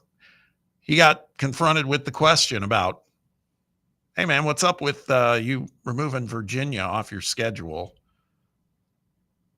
putting in another FCS school? I think they replaced him with Austin Peay. And he said, and again, I'm kind of paraphrasing, but something to the effect of, hey, we thought we'd adopt the SEC scheduling philosophy. Okay, now it's on, man, as far as I'm concerned with Curt Cignetti. It's like, dude, he made some comments not about the SEC. He made comments about the College Football Playoff Selection Committee. And I'm paraphrasing here, but the message was something to the tune of, they got to figure it out. They got to get their head out of their ass, yada, yada, that type of thing. Buddy, you guys backed into the playoffs last year. You did a great job turning that program around. That was a good team. But the 2 teams that you played that were good last season, they kicked your ass. Ohio State, and then in the playoffs against Notre Dame. You played no one else after that. You played a down Washington team. You played a down Michigan team. So pump the brakes on the comments that you're making about the situations in other conferences, namely the SEC. This guy, I think he's creating bulletin board material, not just for any time an SEC team may face them, which may not be forever the way he schedules, but also other Big Ten coaches have to be like, man, shut up. I mean, this guy is becoming such a wanna be beaten foe for these Big Ten coaches. I just can't believe it. Again, you can pick and choose, kind of your argument here, but there's still plenty of teams around the SEC that are going out and playing power conference opponents to start the year. Tennessee's going to go play Syracuse. Alabama's going to play Florida State. Auburn's going to play Baylor in week 1. Like South Carolina is going to play Virginia Tech. Like I know that there is a decent portion of the conference that does schedule some cupcakes and stuff like that. But at the same time, there's plenty of teams around the conference that are going out there and making sure that they're playing some decent opponents to start off. I don't know. I just think for Cignetti, this is kind of the point that I was making yesterday. Like nothing's really stopping you from canceling your series against Virginia and, just going out and playing a bunch of FCS teams and teams that you're going to drum by 60, because clearly according to the committee, losses matter more than wins right now. But at the same time, I think when you don't maybe have one of those opportunities to kind of get a signature resume win, I think it puts a lot of pressure on you to go out there and get those wins in the conference. And so if you don't go out there and perform to the best of your ability in a couple of these middle of the pack conference games, I think that can kind of start to ding you, unless we get into the college football playoff expansion talk of, we're going to 16 teams or going to 30 teams or whatever the hell it may be. Then it gets a whole lot easier for him. And honestly, he probably does make a pretty solid point. Why would I schedule a harder opponent if I'm going to be able to just weasel my way in with a 16-team playoff or an expanded playoff? Because he's probably right. But I don't know. I just think it's you can't be canceling a game with Virginia and be taking a shot at the SEC, I think. Yeah, there's no doubt that that's their MO right now at Indiana University. And it's a good way. Look, I'll tip my hat to him last season. What a great way to get the program back on the good foot, right? You get off to some big starts. They scored like 77 points against Western Illinois and did all of that for a program that was absolutely near rock bottom. That's a smart move in that regard. But you look at this season's pre-conference schedule again, my alma mater is one of them, Indiana State, FCS, Old Dominion, and then also Kennesaw State. Now that is an FBS school. They are in the bottom 5 in FBS. Okay. So, I mean, they're going to certainly go 3-0 in their pre-conference and start this whole drill again. That's fine, man. You do you. Just don't act like you belong in the same conversation as some of these other schools. Sam nailed it in week 1. While he's playing Old Dominion, Tennessee's going to be playing Syracuse. And even if they're down, that's a superior team than Old Dominion. Texas, Ohio State, Clemson. That's Oklahoma's playing Michigan. Yeah, Clemson, LSU, Alabama, Florida State. But do you think we do that because we don't have 9 conference games? Maybe, because they have 9 conference games. That was part of his argument too. We only have 8. Yeah. So that's why we schedule these. Fair. And we fair. Just let's not act like we just didn't schedule Tennessee State. I mean, go out and play. And if it's Nissan Stadium home opener or whatever, whatever they're talking about, schedule a big opponent. Sure. I'm tired of it all around. Yeah. Like SEC should not be playing any of these schools. Okay. Fair. And I think none of that's incorrect. At the same time, 9 Big Ten games for at least 9 opponents in the Big Ten is going to be playing Purdue. I mean, you can't help is, it. Again, one of the worst They can't teams help in the that country. though. No, that's I bad football understand in their conference. Yeah, I get it, but that's also. I mean, we play Mississippi State and Kentucky and all these other teams that are probably not winning the game. Those schools would beat the living daylights out of the bottom 4 at least in the Big Ten. My point is, but don't wear it like a badge of honor. That's my point too. It's crazy. It's crazy. Let's jump over to the phone lines. We got Matthew, who's been waiting patiently. Matthew, it's been a while. How you been, man? You there, Matthew? Hey, Matthew, go ahead. Yeah, I'm sorry. You're good. Listen, I'll make it quick. I know you guys need to take a break, but I think the question I have, and I'll let you guys go around the room and ask it, I think it's funny that Rhett Lashley's making these comments also about the SEC's only, top heavy as well, when he's probably going to be at Arkansas or Auburn next year. So that's just pot meeting the kettle. Yeah, that's fair. I like it. Yeah. Here's the thought. Here's my thought, and I'll hang up with this. You guys have talked about it all day long in this segment, but essentially, are you really going to tune in and watch Tennessee versus Tennessee State University? Are you going to watch that marquee matchup? I mean, I think we're going to see less and less marquee matchups of, Oregon versus, Auburn. But my question to you all is, like, if you're a Tennessee fan, like, would you rather see teams on the schedule that are really going to move the needle, or do you want more of those cupcake games if it gets you into the conference, if it gets you that extra win? That's my thought. Do you want to see more of those big matchups, or do you want to see less and less of that till you get into the playoffs? And I'll hang up with that thought. Take care, boys. Thank you, Matthew. Sam, you take that first.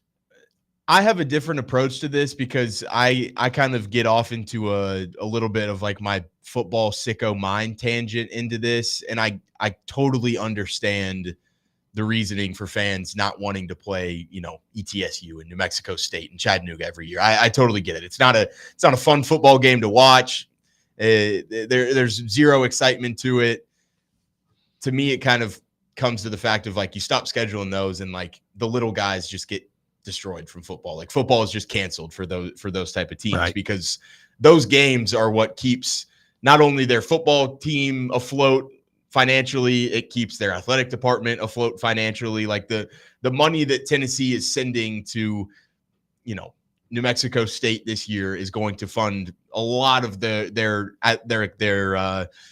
spending for just their entire athletic department. So to me, it just becomes a very sticky situation where I know it's not a fun game to watch for a power conference opponent team, but at the same time, I think like it just takes a little bit of like the amateur athletics kind of part out of it. And I know that's clearly dying as we're, moving on by the day with everything in college football. And it's becoming more of a professional product and guys getting paid at a really high level and stuff like that. I just think it starts to box out some of the little guys and people that want to transfer up and, coaches that want to find themselves getting up to a different level and stuff like that. That's where it becomes hairy for me. Would I love to see Tennessee go out and play a Notre Dame instead of, ETSU every year? Hell yeah, I would. But to me, it gets a little bit more into the weeds of not just like having the best schedule out there. It's more of like kind of preserving the sport that I really love, if that makes sense. It does. There's kind of I think what I can't help but think of is a story I was reading the other day about what's going to likely happen over time with the NFL TV contracts, where you're going to see more and more. You're going to see streaming entities like the Netflixes and Apple TV Plus getting into the game in terms of bidding on games, but they're going to be selective and they're going to say, we want the best games. We want the Christmas Day games. We want the Super Bowl. We want the playoff games. And then meanwhile, that doesn't mean all the games won't be televised, but some of the games, like, call it what it is, Colts and Titans, they'll end up still like on CBS or on Fox, but it's going to be the lesser games because the streamers are going to come in and they're just going. The reason I bring all that up is because it's just what Matthew's question was, I think, pointing to what you just said, Sam. I just think in this day and age, I think there's going to be more emphasis on the bigger event games.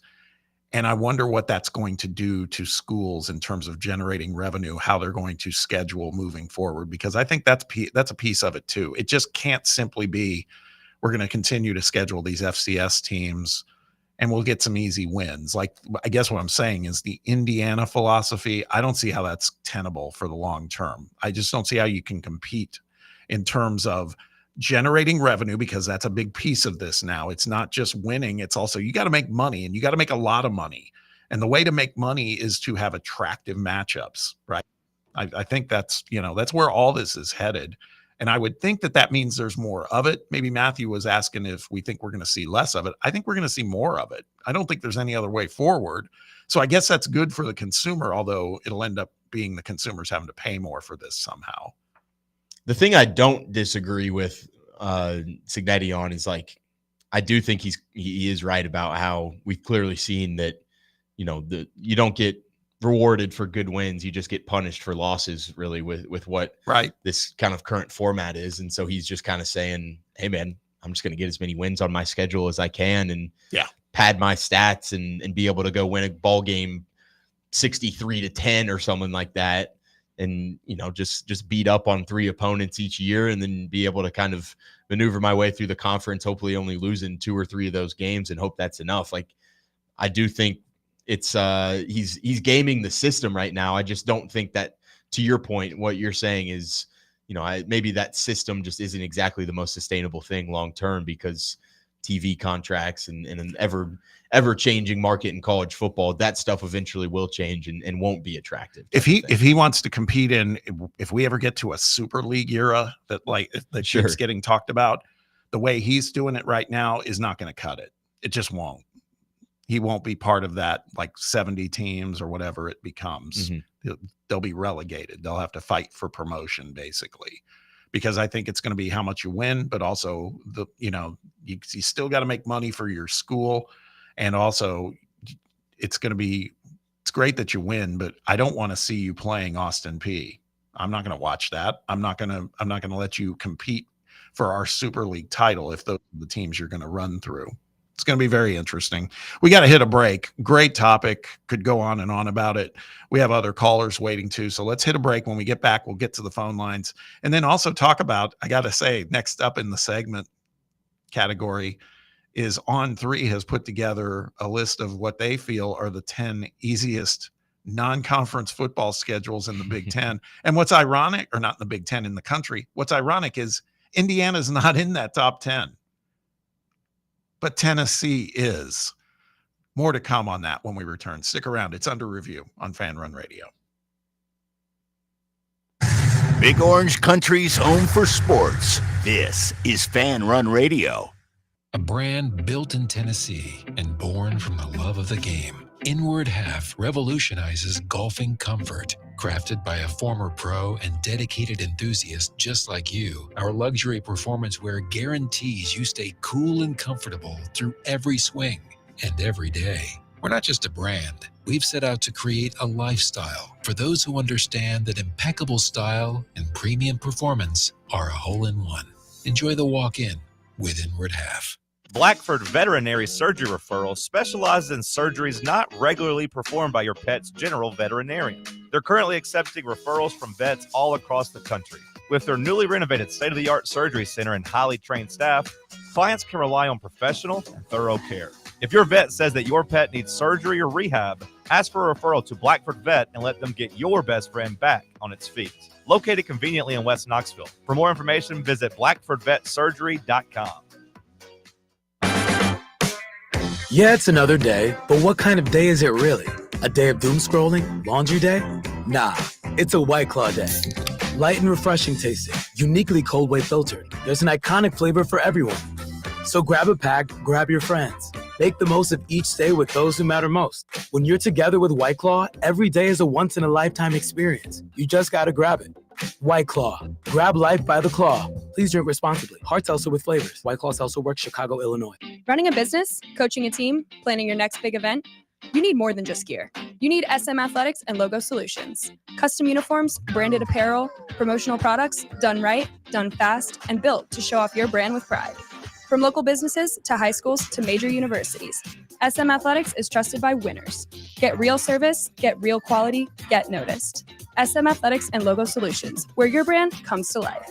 Visit smathletics.com and let's build something great together. Yo, yo, yo, what is up with it, homies? Talk sports. That's the show you want. It's the longest running sports radio morning show in town. You want your radio shows to be fun, and that's what Talk Sports is. Fun, fun, fun. No weirdo callers. I think Tennessee gonna go 6-6 this year. No nerdy guests. Now their receiver depth is a little bit thin. Just two of the most entertaining guys in town, and Bubba giving you what you need. Tune in 7 to 10 a.m. every weekday here on Fan Run Radio.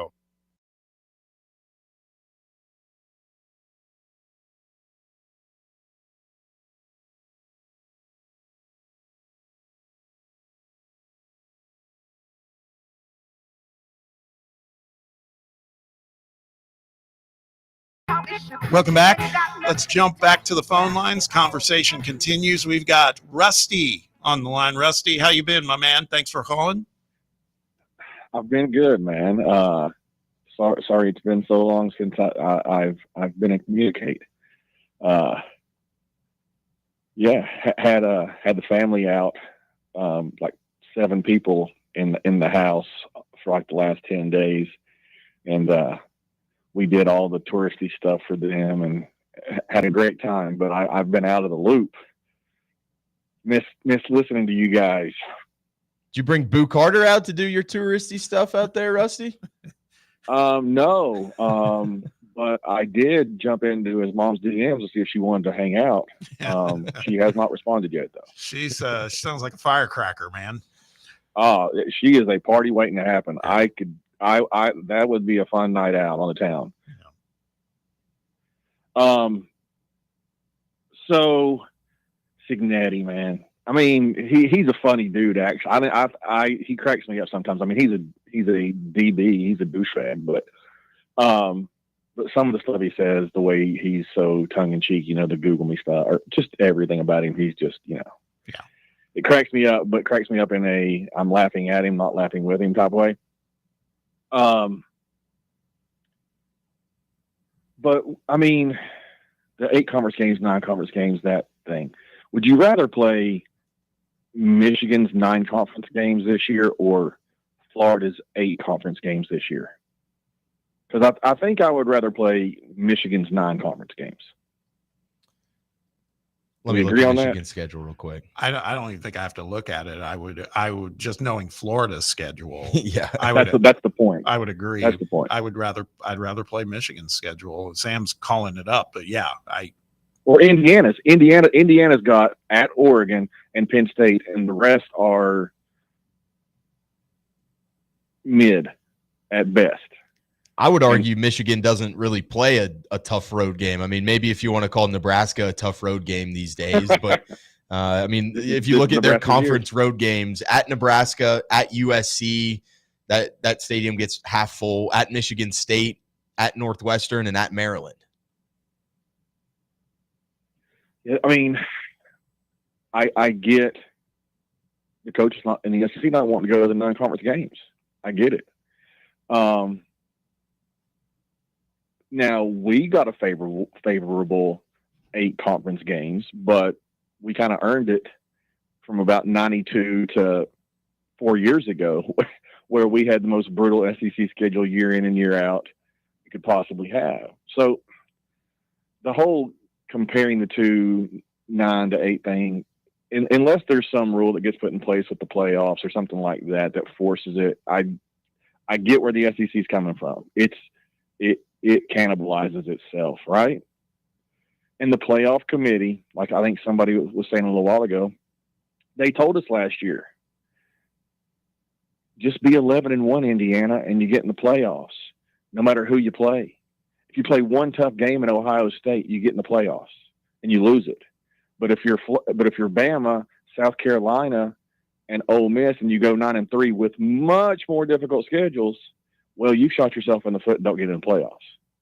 So why bother playing anybody good? Why go to a non-conference game and why schedule anybody out of conference? If the committee maybe changes their criteria and says we're not going to just look in the loss column, well, we can reconvene on our scheduling plans, right? Yeah. Yeah. And no, go ahead. I'm sorry. No, you're fine. You go. And lastly,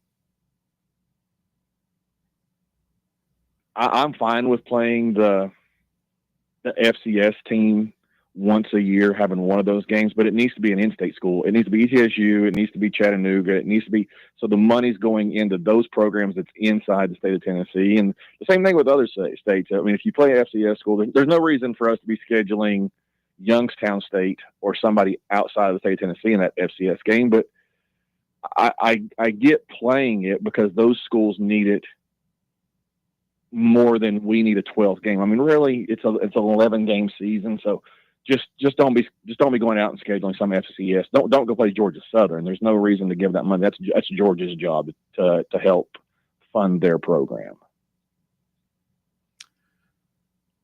Yeah, I agree. There's nothing you said there that kind of gets me sideways. I agree with that. I don't know, man. It's just an interesting time. We're just gonna,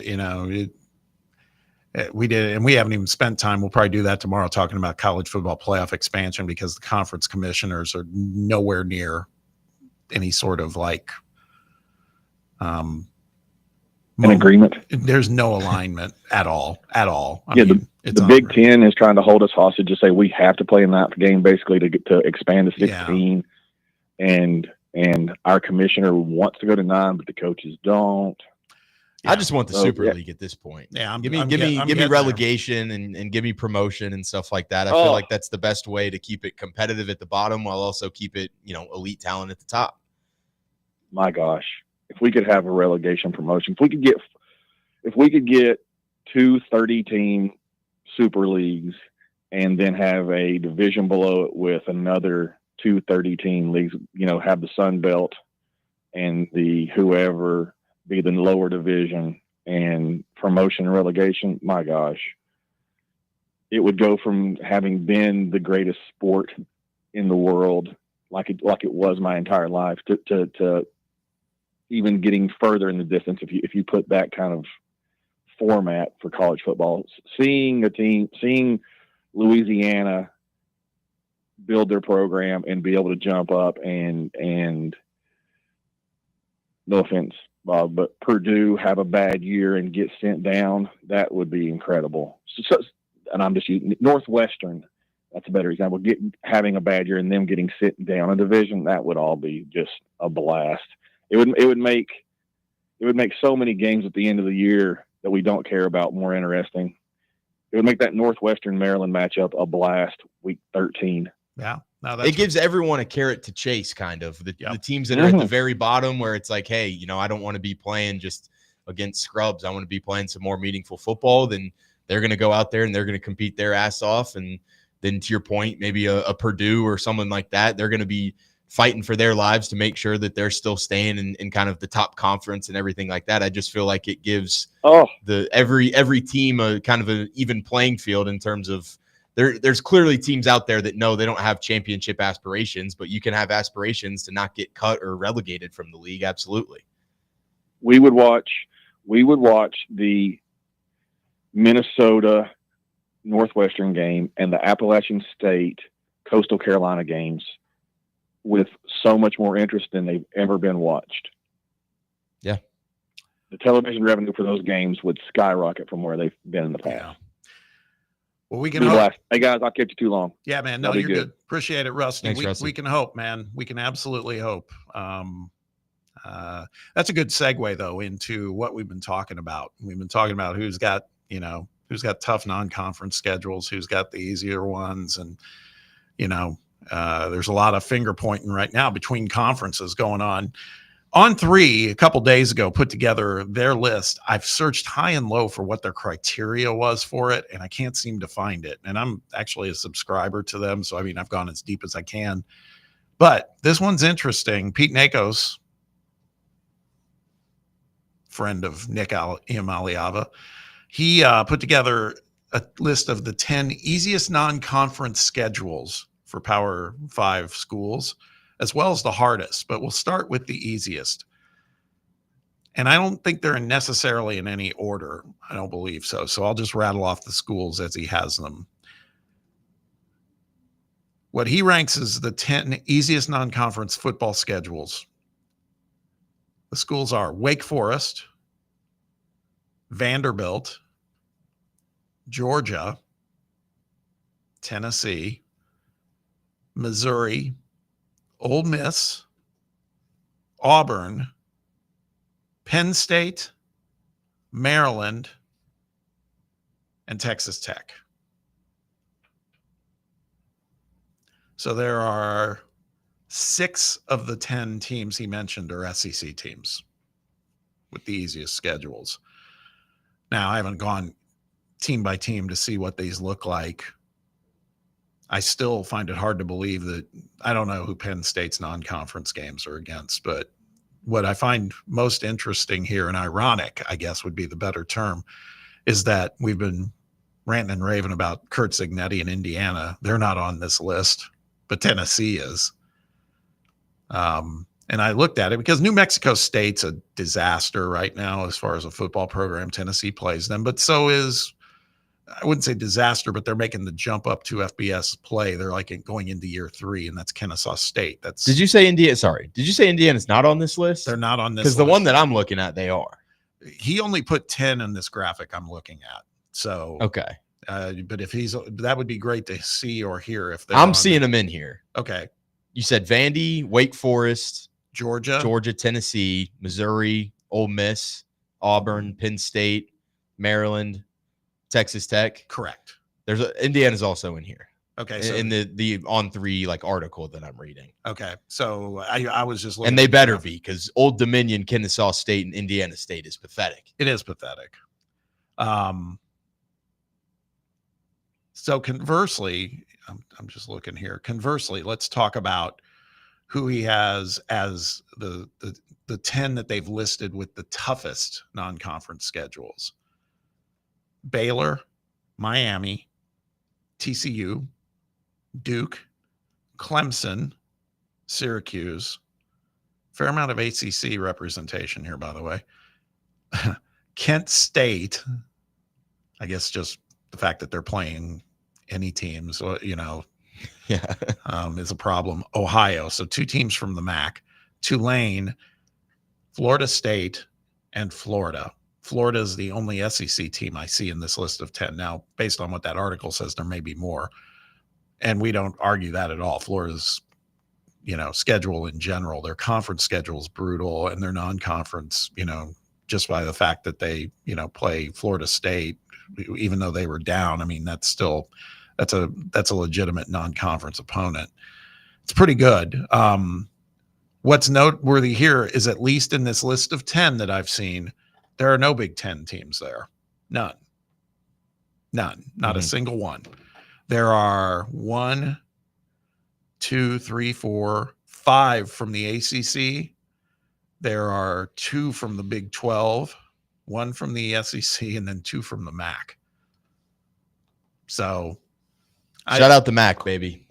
Gotta love the MACtion. I'm happy to hear that Indiana is on that list. They just didn't go deeper than 10 in here. Any other schools of note in the easiest category? That was all of them. So I don't. Maybe Kurt Signetti got in On3's pocket and had them leave him off the graphic or something like that. Or maybe he got in their head yesterday and they just added him. Yeah. Piece was edited. No, I mean, seriously, they should be there. It's, again, kind of ironic that, we're sitting here raising hell about it and he wasn't on that graphic and Tennessee was. I don't know. I mean, look, I've said it before. I am a fan of going to 9 conference games. I really am. I have no problem with it whatsoever. I'd love to see them load up and play tougher teams and maybe have an FCS game or 2 each season, maybe not 3. Yeah.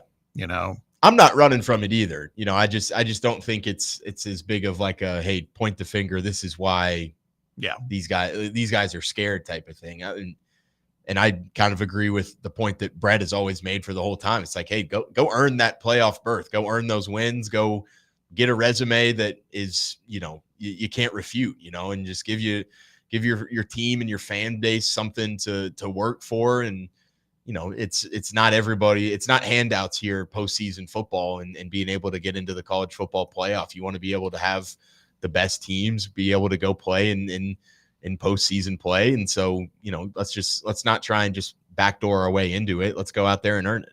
That's right. That's right. Like I said, I mean, that's something we can fan out tomorrow on, is because there'll probably be more conversation. We're in day 2 of the ACC and Big Ten media days. So we'll hear from some more coaches. We're going to hear from, I think today for the Big Ten of note is Dan Lanning and James Franklin will both speak. So I think we're going to hear more about this college football playoff expansion topic, because we haven't even gotten into that today. And that's a whole other thing. And again, the fact that I'm more convinced than ever that we are not going to have a resolution to this for 2026 at least. I think we'll still be at a 12-team format. Tony Petitti is like falling on his sword about the 4-4, what is that? The 4-4-2-2-2. I forget what it is, but he wants 4 automatic bids. He wants to have play-in games to get to those automatic bids. And he's making this whole comment that, you have to earn your spot to get in there. And it's like, Okay. I just don't buy it. And I'm sure Sankey's rolling his eyes at it too. So we'll talk probably more about that particular topic tomorrow. Let's hit a break though. When we return, another part of the shifting sands of college sports. There's a new development impacting NIL, and it's an offshoot of the House NCAA agreement. And it sounds like it's good news for NIL collectives. We'll talk about that when we return. Stick around. It's under review on Fan Run Radio. Streaming worldwide at fanrunradio.com and on the free Fan Run app. This is Big Orange Country's sports talk radio superstation, Fan Run Radio, Knoxville. Are you looking for a treat that will knock it out of the park at the next watch party? Just like your favorite baseball team, Crumble brings the best lineup week to week with an expanded roster that includes key lime pie, strawberry cake, or my personal favorite, Monster featuring M&M candies. Let Crumble treat you to the best cookies in the game. Download the Crumble app and start earning rewards. You can even vote monthly on what flavors you would like to see at any store of your choice. Warmer weather is here, so get to the ballpark, but don't miss the cookies. And here we go. It's William Pattison, and this is your daily invite to Overtime on Fan Run Radio. Weeknights from 7 to 8 p.m. Eastern, I'm breaking down everything you care about, from the latest Tennessee Volunteers news to bold takes on college football, the NFL, and NBA. If it's happening in the world of sports, I've got an angle on it. You bring the passion, and I'll deliver the truth, the fire, and the facts. It's Overtime with William Pattison, weeknights at 7, only on Fan Run Radio. Dental health is so important. It's one of those things that if you don't stay on top of it, it can really come back to haunt you, both financially and, of course, in terms of your physical health. If it's been a while since you've been to the dentist or you've got a dental issue that needs attention, do what I do. Go to Malone and Costa Dentistry at Knoxville Smiles. You can schedule your appointment online right now at knoxvillesmiles.com or just give them a call at 865-539-1776 and tell them Fan Run Radio sent you. We make it easy to save money. Get access to thousands of discounts on shopping, dining, and travel with the CNB Plus Perks account. It's a powerful new way to save money with roadside assistance, cell phone protection, identity theft protection, and credit monitoring. Banking at CNB has its perks. Call or stop by a branch for more details. Citizens National Bank. Banking never felt so good. Member FDIC.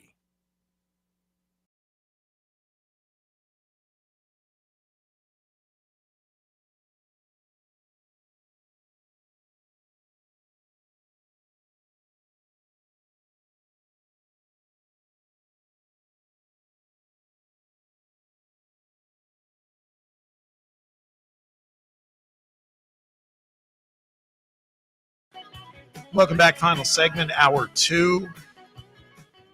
Man, we got a lot to continue to unpack as we continue on here. Talking about what's going on with the latest in the House NCAA agreement. And I mean, really, the biggest headline of note here is what it means for the NIL collectives, right? I think that there's been a lot of questions after the House and NCAA reached their settlement, talking about what it meant in terms of the collectives. Like, okay, there's going to be this rev share plan. There's going to be this kind of cap that's going to exist for each particular athletic program. How they spread it out remains to be seen. But then yesterday, House attorneys reached a deal with the power conferences and NCAA officials that alter the College Sports Commission, which is part of that NIL Go deal with Deloitte, et cetera. And really the headline and the major takeaway here, Sam, is it means that the local NIL collectives can still get dollars and funnel those to top athletes and recruits. Rev share will continue to have their salary cap, but what it really means is nothing stands in the way from an athletic program spending as much as $40 million if they wanted to on football. It's a little crazy. Feels like we put a lot of work in the courts and legislature and stuff like that to be able to try and try and regulate this. And then, here we go a month or two after this whole thing gets approved. And we're like, yeah, but collectives, you guys just keep doing whatever you were doing before. That's working for me. We're not going to monitor that one. So yeah, I mean, I think it's good news for Tennessee. That was the point of creating Spire and everything involved here. Like, you wanted to be able to kind of be on the forefront of having a really strong NIL collective. And now with their ability to be able to pay players without it counting towards the school's revenue cap, like that's obviously I would say it's good news for Tennessee, because we are in strong standing with our own NIL collective and stuff like that. And I think this only accelerates the process for schools that maybe feel like they're a couple steps behind and really don't feel like they have the funding and stuff like that. And it's going to continue to allow the schools like, Ohio State's and Texas's of the world and Georgia's and Texas A&M and all those to go out and say, all right, I'm just going to spend $30 million this offseason on a new team. Like, I can't imagine what that Texas Tech dude is thinking about going, all right, sweet. I can just pour a stupid amount of money into this thing, and it's not going to get stopped by NIL Go or some, someone reviewing this contract or whatever it may be. I think it's just going to kind of be a lot of the same of what we've been seeing for the last couple of years. Yeah. That's it, man. I think that it's and Tennessee, we rattled off all these schools, but it's like with Tennessee, it's like, well, it doesn't preclude us if we can figure it out. Yeah. Get the well-heeled backers to make that happen. And maybe that becomes a strategy too. If now your collective, that doesn't count towards your revenue share and your cap to that, maybe you can say, hey, I feel good enough about the money that's coming into my collective. I'll go put more of our house money and the revenue shared money. We can put that to other sports, and we can just say, hey, Spire, I need you to come get me blank amount of money for football. And this can just be the only football stuff. And then we can still, maybe that's how you kind of conquer the everything school moniker now, is you can be able to pour a little bit more into basketball and women's basketball and baseball and all these other different sports, while being able to kind of work off the back of your really strong collective for football. Yeah. It's really interesting. Have you seen I think it was Matt Norlander. There was somebody who talked about how Kentucky is already apportioned, and they're 20 million. This isn't even including NIL. They're going to apportion 45%, nearly half of their 20.8 million to go to basketball. And it's very counter to what a lot of football schools would do. Sure. Just reinforces they're a basketball school. They're not a football school. And again, poor little Mark Stoops, we're going to have to hear about that again, but it's like, that's the way of the world. But it does mark a change. Like you said, it's a change, but it's kind of back to the future, right? It's kind of like, this is where we were at the beginning. Now there's just more guardrails. Mm-hmm. Speaking of, in the last hour, and this comes courtesy of Ross Dellinger, friend of the show, on a potentially historic day on Capitol Hill, when an all-encompassing college sports bill could advance out of committee, 2 Democrats are reintroducing a bill today that does permit what many within the industry crave, and that is collective bargaining with athletes. So that's another thing we haven't even talked about. President Trump has been talking about, putting together this subcommittee. He started that conversation up again. Gee, I wonder why. There's a lot of deflection going on a number of things. But he brought that up earlier or late last week, saying we're going to put together a committee that's going to save collegiate sports. It's like, okay, great. I think there's bigger fish to fry, but at the same time, this is an important topic. And let the people on the Hill who are in there, and that's what their job is to do, give them the shot to do it. This might be a shot. Collective bargaining is going to be, I think, super critical with each passing year, the way this stuff is starting to fan out, because there's only going to be more money involved and everything. Do you not feel else. like collective bargaining just puts a crazy amount of like financial strain on each individual school and stuff like that, though? Because now you're turning into, these kids are employees now, and now you're having to pay taxes and all of this stuff. And now you're having to, you're going to create like kind of how we've already got, it's already kind of going where someone's basically creating like a union of college athletes. Like, I just feel like that creates even more problems down the road. Well, fair question and fair point. I think that's something to keep in mind. I am looking more than ever, and because we're living it right now. We lived it with Nico. We're living it now. It sounds like with Boo Carter. I just want some things that could put some parameters down for the student athlete that could help protect them, but also protect the school of, no, man, like what Rando said in his text box message a little earlier. This is your deal.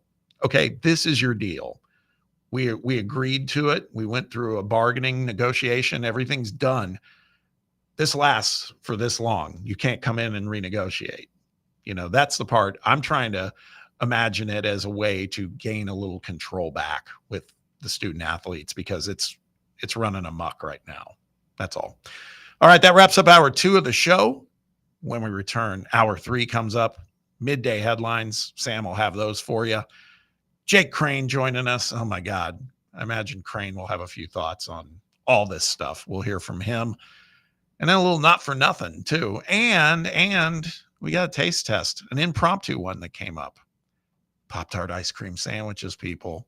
It's on the horizon. We'll let you know what we think. It's all coming back on hour 3. We'll see you in a moment. Stick around. It's Fan Run Radio. You're listening to FM 105.7 and AM 1340, WKGN Knoxville, and W289CU Knoxville. Fan Run Radio. Men, you are under siege. From the minute you hit adulthood, stress, bad sleep, junk food, screens, pressure, it all chips away at your stamina, your energy, and your confidence. And no one tells you the benefit of screening early when you're younger. Research has found that maintaining optimal health prevents severe men's health issues later in life. At Mittens Pro Knoxville, we fight for you, the tired dad, the high performer running on fumes, the relationship lovers, the gym grinders, the man whom online pills have failed. This is for every man, young and old. Forget pills from apps or emails. You need a real medical provider, a clinic that'll fight like hell to get you back in the saddle. Guides the future is local, real clinics, real specialists, results in minutes, not days. Mittens Pro Knoxville's friendly staff is on standby. Call right now, 865-544-8220, or go to menspronknoxville.com. That's 865-544-8220, or go to menspronknoxville.com. Men's Pro Knoxville, making it happen. Running a business, coaching a team, planning your next big event, you need more than just gear. You need SM Athletics and Logo Solutions. Custom uniforms, branded apparel, promotional products, done right, done fast, and built to show off your brand with pride. From local businesses to high schools to major universities, SM Athletics is trusted by winners. Get real service, get real quality, get noticed. SM Athletics and Logo Solutions, where your brand comes to life. Visit smathletics.com and let's build something great together. Planning for spring at Lowe's means big savings on outdoor power equipment, and Lowe's knows nothing feels better than free. Buy one select Ego string trimmer, leaf blower, or mower kit. Get one select 56-volt battery free. That's up to a $299 value. Power through spring with Ego, the #1 rated brand in cordless outdoor power. Because Lowe's knows home improvement. Valid through 4/3 while supplies last. Selection varies by location. Barley's has live music on weekends, general team trivia on Wednesday nights at 8 p.m., and now live sports trivia courtesy of the Knoxville Trivia Guys every Thursday night upstairs.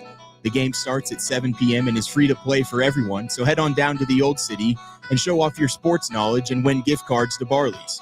Use those gift cards to buy some delicious food and drinks, and you can take it all in with their wide selection of TVs and indoor projectors. Barley's Tap Room and Pizzeria.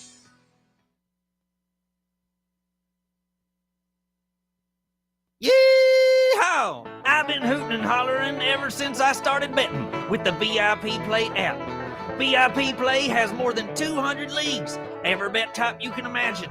Live betting and live hosts, all with 24/7 support from real live people when you need them.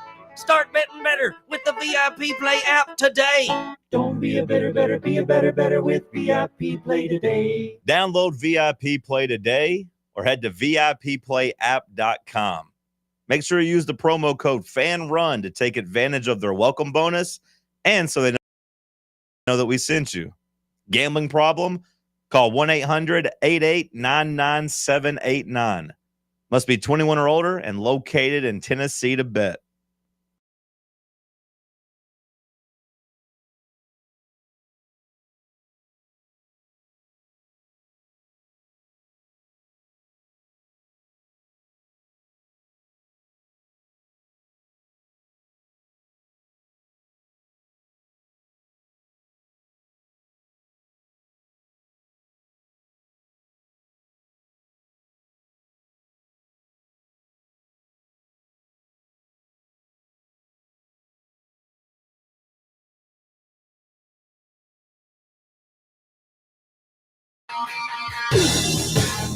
Welcome back to the White Claw Hard Seltzer Studios of Fox Sports Knoxville Fan Run Radio. It's under review on a Wednesday. Bob and Sam and Brett and Jake all here making our way through the week. Appreciate you being part of the journey with us. You can let us know what's on your mind. Had some good caller interaction today. We appreciate that. Give us a call. Phone lines are open. Text box open too. We've had a couple messages on the text box as well. Same number works for both paths. Area code 865-966-3435. That's 966-3435. You can also hit us up on X at Fox Sports Knox. Quick programming note, Russell Smith and The Drive will be live this afternoon at Smoky Stadium, Covenant Health Ballpark. Smokies have a game tonight. That's why they're there. Those guys will be also there to hang out and then just linger like those people that don't leave parties soon enough, just trying to get free food. Honestly, I'm jealous of them from that aspect. Hey, I'm not gonna lie, Russell. If you need me to linger around and eat free food, I'm there. I'm gonna go sit in on a segment with them today. They asked me to. I was like, maybe I'll architect this to see what all the hubbub is about. So go check them out. They'll be there. You might see them walking around on the mezzanine level. Also, what's ironic about this is tonight represents the 2-week mark. We are 2 weeks out from Fan Run Night at Covenant Health Ballpark. Should be able to get a chance to see some of the Fan Run talent. There's going to be a lot of things going on. We certainly appreciate the partnership with the 2 weeks to the day. Smokies. 2 weeks to the day. All right, August let's 6th. go. I've got it in my calendar. Yeah. Mark your calendar. It's also an all-you-can-eat Wednesday at the Bark. What does that mean? You can just go, and I'm sure it's very limited to what it is, but like, hot dogs, burgers, stuff like that. It's just for free? Yeah, no. You pay like a $30 up ahead or something like that, and then it's I'm like, hey, you can have 9 burgers. Yeah, and I don't think it's prohibitively that. I don't think it's 30, but it might be 15, maybe $20. But yeah, then it's all you can eat. Okay. So all right. I mean, it's not bad. I do wonder how they do it. You got to have some bracelet, is what I'm guessing. Yeah, it says it's for a set price. Fans can enjoy all you can eat, pulled pork, hot dogs, baked beans. Oh, that's better than I thought. Uncle Ray's potato chips, popcorn, and Pepsi products. That's okay. So you've not been there yet. They've got a standalone area. That's where this is. I guarantee it's $29 per ticket. According to Knoxville 30, you were Smokies. right. That's look at me go, Bob. I'm assuming that includes a ticket to the game, right? Maybe. Yeah, you're right. That's probably what it includes. It's not a bad deal. Good eating. I'll probably partake in that one. Yeah. And again, the guys will be there. There's probably going to be a first pitch thrown. I feel like it needs to be taken to a vote who's throwing that pitch. John Reed seems Have to a pitch off here. Yeah, John thinks he's maybe the guy maybe we again. just let Cody have the pitch. So then, like, if he has a good one, he can have it like over John, and that's just something that they just go back and forth on the show arguing about forever. Not a bad idea, right? And then John will get his satisfaction out of being able to make fun of Cody if he kind of screws it up. It feels like a win-win in terms of content. I agree. If I'm John, I'm not sure I'd want to go back out again. Yeah, because I mean, like, would it be great to kind of like right your wrongs and show people like, hey, I can throw a baseball, or like, what happens if it goes wrong again? Here's my You'll just never be able to live that down. My 2 cents on it is, nobody cares if you throw it over the plate. It's only thing people are there to see is if you muff the throw up. And social media, it will live on forever. So I just don't get the interest in doing it. But I like the idea of maybe we start a grassroots effort to get Cody on the mound, get him on the bump. as it were. Bubba's a softball player around here on the show. That'd be pretty funny to see him out there. Yeah, that would be. That would be. I did notice they have one of those things where you see how hard you can throw it at the ballpark. When I was there, I was wishing it was open. See how hard I can sling What it. do you think your fastball is, Brett? God. I don't know. I don't think I've ever done one. Imagine Ben Joyce walking up to that. Just breaking it. Breaking it. The stadium catches on fire somehow or something. All right, time to get to some midday headlines, things going on elsewhere in the world of sports. And for that, I hand it over to Sam Beard. Some news regarding some VFLs, maybe not the best news, as Chase Dollander has been optioned to AAA with the Rockies, saying that he has, quote, some things he needs to work on. They were hoping that he could stay up there, but looking like he's going to need a little bit of a stint down in the minor leagues. 23 years old, one of their top prospects, kind of labored through 3 2/3 innings with a 6-4 win over the White Sox, but gave up 3 runs on 5 hits and 4 walks, just striking out 2. Interim manager Warren Schaefer said he gave a little bit of credit to Chase Dollander for battling his way to 92 pitches to try and save the bullpen, but said he kind of has a lack of efficiency a little bit. Absolutely has some things to work on, needs to work on his efficiency and getting deeper into games and throwing more strikes early in counts. I know he knows all this, and it's a good time for him to go down there and work on it. First pick in the 2023, he was Colorado's first pick in the 2023 MLB draft, was not the first pick, but been a guy that he's got some stuff, but I still feel like, just a little bit of a refinement for him. So he will be headed down to Albuquerque AAA to be able to work on that. Said he's got a really good mentality. I think it's just a matter of him executing on a more consistent basis. So I don't think it's necessarily this guy's not cut out for the major leagues. I think it's just kind of, hey, we need this guy to be able to kind of get the process a little bit more nailed down before we go out there and make him a permanent member, of that pitching staff. So Chase Dollander sent down to AAA. God, that's kind of tough, man. I mean, they're such a bad team to begin with. It's like, I don't know. Okay. Well, hopefully he turns that into a positive. Mm-hmm. That's all we can hope for, man. Yep.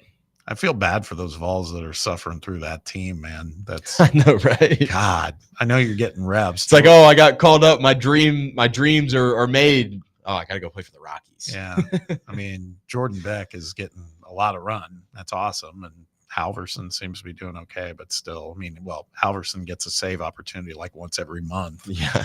It's pretty rough. Did you see your guys at Rocky Top put that thing out with Beck and Dollander at the airport in Denver? I haven't seen that, no. Yeah, you need to check it out. They put it out 4 hours ago. They were basically the guys directing the planes. That's funny. And then the Rockies And were then like, they, and "Go hey, ahead and Chase, get on this plane." Yeah, you're gonna be getting on the next flight out. We're sending you back to Albuquerque, buddy. But just curious. Thanks for the social media content. Yeah, just curious. Do you have a bag with you? Because if you do, we might want to just hop on. Carry-ons are extra too, by the way. Yeah, exactly.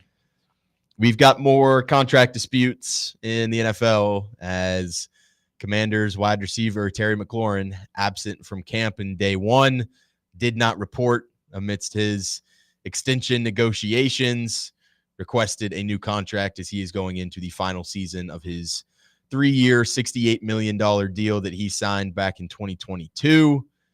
Expressed frustration earlier in July with the lack of momentum, said, without any progress in discussions, it's kind of hard for me to see how I step on the field. What happens on day 1 of training camp, he does not step on the field. So skipped mandatory minicamp and some voluntary workouts this spring, is now absent from the start of training camp. I think we can officially call this one a holdout, and we will see where it goes over there in Washington with GM Adam Peters and McLaurin's camp to be able to work something out. I would imagine that is high on the priority list for not only, them as a franchise, but their fans as well, or maybe some teams around the league that are saying, hey, if you're not gonna sign him, can I go trade for him? Maybe. Terry McLaurin, very, very interesting player to watch out for this year, I think, and just the Commanders in general. Like, I think they're going to have kind of that Texans-like pressure on him in year 2 to be able to deliver, and we saw that it didn't exactly go to plan for the Texans in year 2 with CJ Stroud? Are they going to be able to kind of, recreate the magic in year 1 that Jaden Daniels had? Terry McLaurin, obviously a huge part of that. Yeah, I don't like this at all. I'm a Terry McLaurin guy. Do you think it's like a $30 million receiver? Because that's kind of the going rate right now. Like a Tyreek Hill, Brandon Ayuk makes $30 million. I think he's every bit as good as him. I think Amon St. Brown's $30 million. He's a playmaker, man. I mean, just think about it. He's pretty much money in the bank.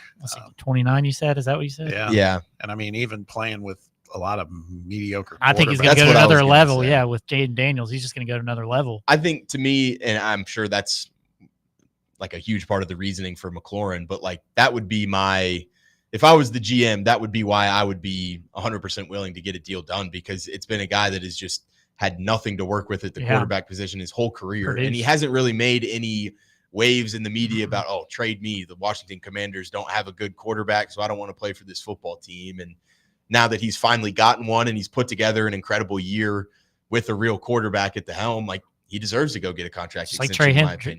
Hendrickson, those guys that earn those paychecks. They quietly went about their business beforehand, and now they're getting to the point where they deserve a new contract, and they've got good players around them.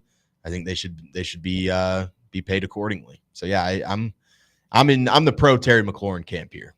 Yeah, Garrett Wilson, what did he just make, like $32.5 million? Yeah. Like another guy that has been a very productive receiver with not good quarterbacks. Like, I think you just got to reward those guys and know that you got to trust like the work that they're going to put in. I could see McLaurin getting dinged a little because in football parlance, he's kind of older. He's up there, sure. But he still deserves a big bag. There's no doubt. We've already got a new starting quarterback named. We're getting closer and closer to football season. Russell Wilson will be the New York Giants starting quarterback to begin the season, according to Brian Daboll.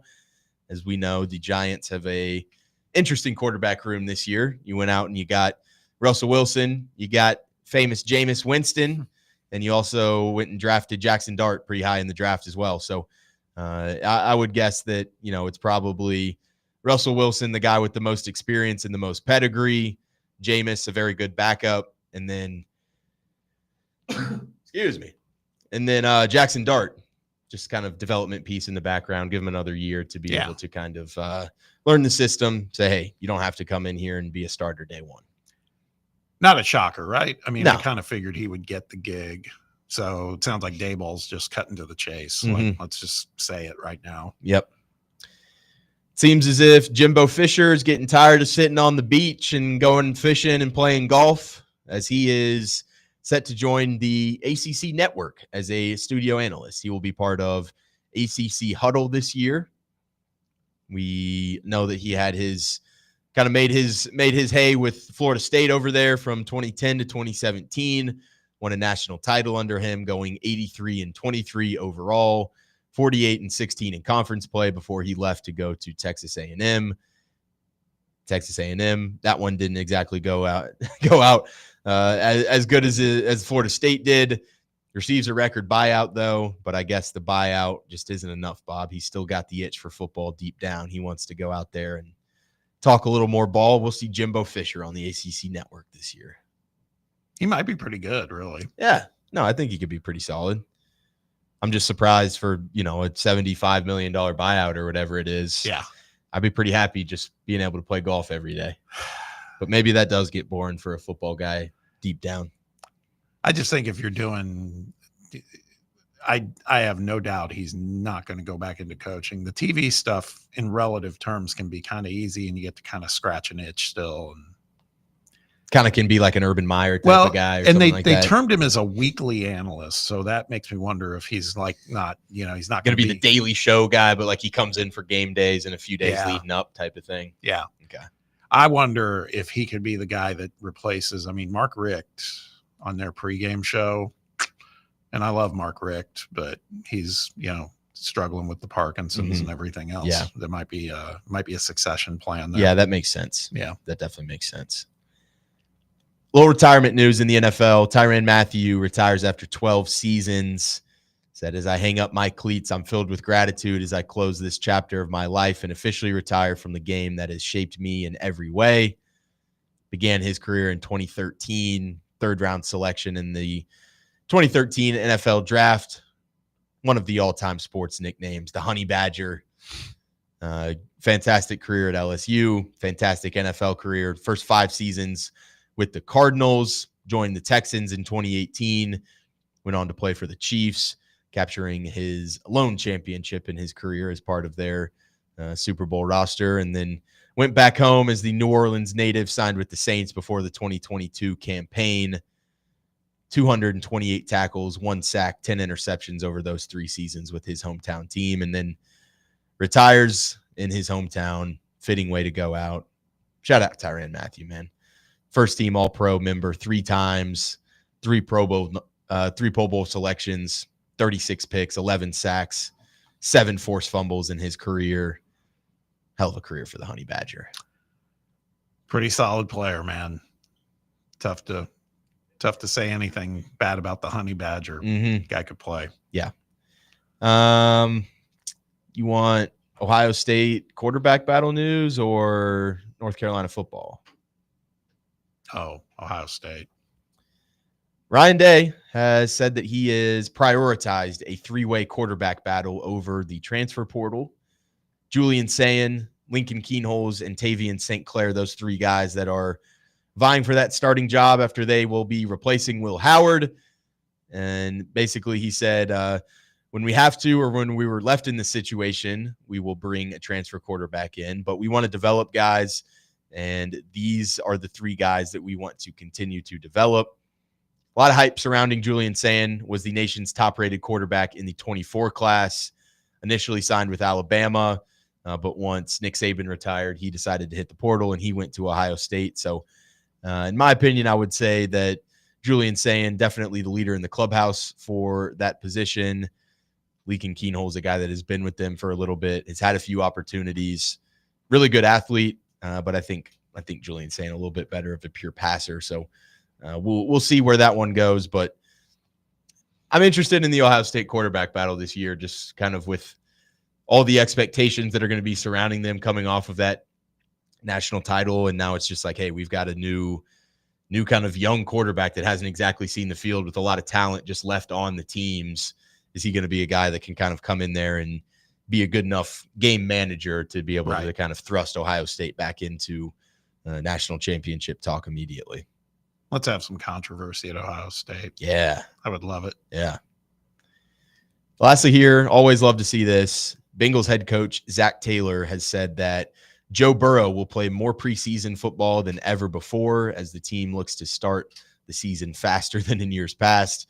We know that it has been a bit of a rocky start for the Bengals in years past to be able to get off on the good foot and not kind of dig themselves on a little bit of a hole. I'm a believer in this, playing your starters in the preseason to kind of knock some of that rust off. Right. I do think you see it in the first couple of weeks where you're just not as sharp. And I think if you go out there and ask your starters not to play a whole preseason game, but hey, give me 1 quarter of football and let's put a couple drives together and let's kind of get our feet wet with this stuff. I always am a fan of that approach. So it seems as if the Bengals are adopting that as well, putting Joe Burrow kind of into the spotlight in preseason this year.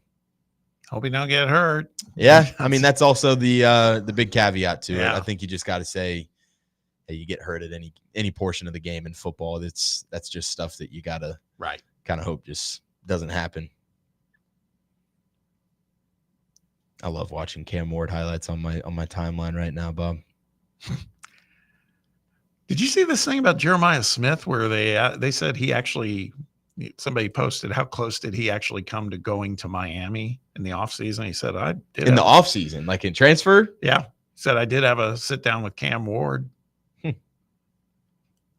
Interesting. Money talks, though. I'm sure Ohio State said, here, yeah, take this. Yeah. here's a little something for your trouble if you decide to stay. Carson Beck and Jeremiah Smith, would that move the needle for you? Hell, just anybody with Jeremiah Smith. I mean, that guy can cover up a lot of gaps. I also saw from his Big Ten media days, he had to borrow his cousin Geno Smith's suit. He said his pants were too long, so he's wearing Geno's suit to media days. Nice. Did you see Geno's line about like playing in Vegas? No. You know how he has like the they wrote me off, but I didn't write backline. He's still in his bag, Bob. He said, I didn't come to Vegas to roll the dice. I came to run the table. Nice. Yeah. Love that. Yeah. I like Gino. I do too. I'm good with him. Him in that Raiders uni will look, anybody in the Raiders uniform, man, can look good. Dante Thornton's going to look elite. Got that build for it. All right, Sam, good batch of headlines. Let's hit a break. When we return, we've been talking about all this chaos today in college football, all the trash talk from the ACC and the Big Ten. Clearly the SEC's in their heads. Situation with Boo Carter, situation with NIL collectives. It goes on and on. Let's get another perspective. And this guy has takes usually. We can count on that. Jake Crane of Crane & Company will be joining us right after this. Stick around. You're listening to Under Review on Fan Run Radio. The flagship station for Tennessee fans. This is Fan Run Radio. Hey Knoxville, Surfside iced tea and vodka made with real brewed tea is only 100 calories, 2 grams of sugar with no bubbles and no troubles. That's right, zero carbonation, so it's easy to sip and enjoy. Headed to a game day or party at a friend's house? Bring an iced tea or lemonade variety pack from Surfside or try their green tea and new raspberry tea vodka. Find the can with the sunset stripes this season. Surfside iced tea and vodka, sold at bars, restaurants, and stores near you. Surfside iced tea and vodka, sunshine in a can. Must be 21 or older. Enjoy responsibly. Your Smokies are back home this week and so many great promotions every single night, like All You Can Eat Wednesday and Thirsty Thursday with half-off draft beers. Huge special guest on Friday. You guessed it, Santa and Mrs. Claus. It's Christmas in July. And on Saturday, it's wrestling night with live matches after the game. Fireworks both nights. Sunday, make sure to get the little ones out early with Peppa Pig. I'm Peppa Pig. Grab your tickets now at SmokiesBaseball.com.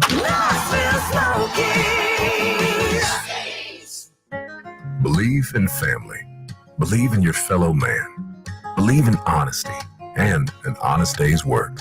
We do. We're Farm Bureau Insurance. And we don't just believe in Tennessee. We believe in Tennesseans. Farm Bureau Insurance. Tennessee's insurance company. This is Baseball VFL Cody Brown. Farm Bureau Insurance is the official insurance for Tennesseans. Believe in me for all of your insurance needs. Give me a call at 865-992-3871. A brand built in Tennessee and born from the love of the game. Inward Half revolutionizes golfing comfort. Crafted by a former pro and dedicated enthusiast just like you, our luxury performance wear guarantees you stay cool and comfortable through every swing and every day. We're not just a brand. We've set out to create a lifestyle for those who understand that impeccable style and premium performance are a hole-in-one. Enjoy the walk-in with Inward Half.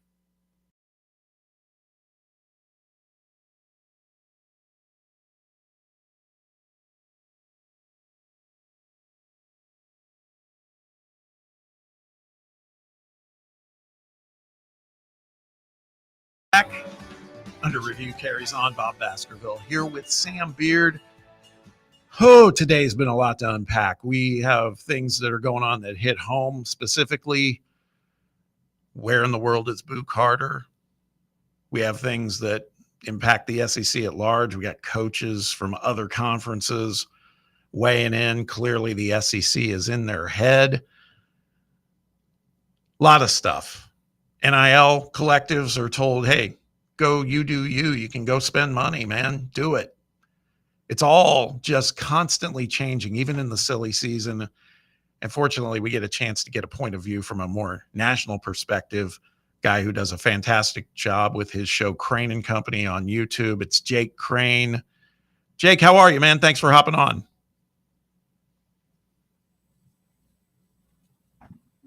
He's there. Go ahead. Oh, hey, sorry, I had it on mute.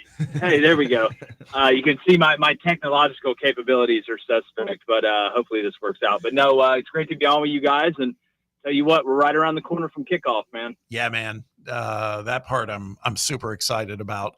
So let's widen the lens a little bit and talk about what's going on. You know, when we entered the week, we talked about, Sam and I were talking about, we talked about with you SEC Media Days last week, and then this week we have ACC Media Days and posts on X where you said beforehand. Don't sleep on Big Ten Media Days. There could be some interesting stuff coming out of there.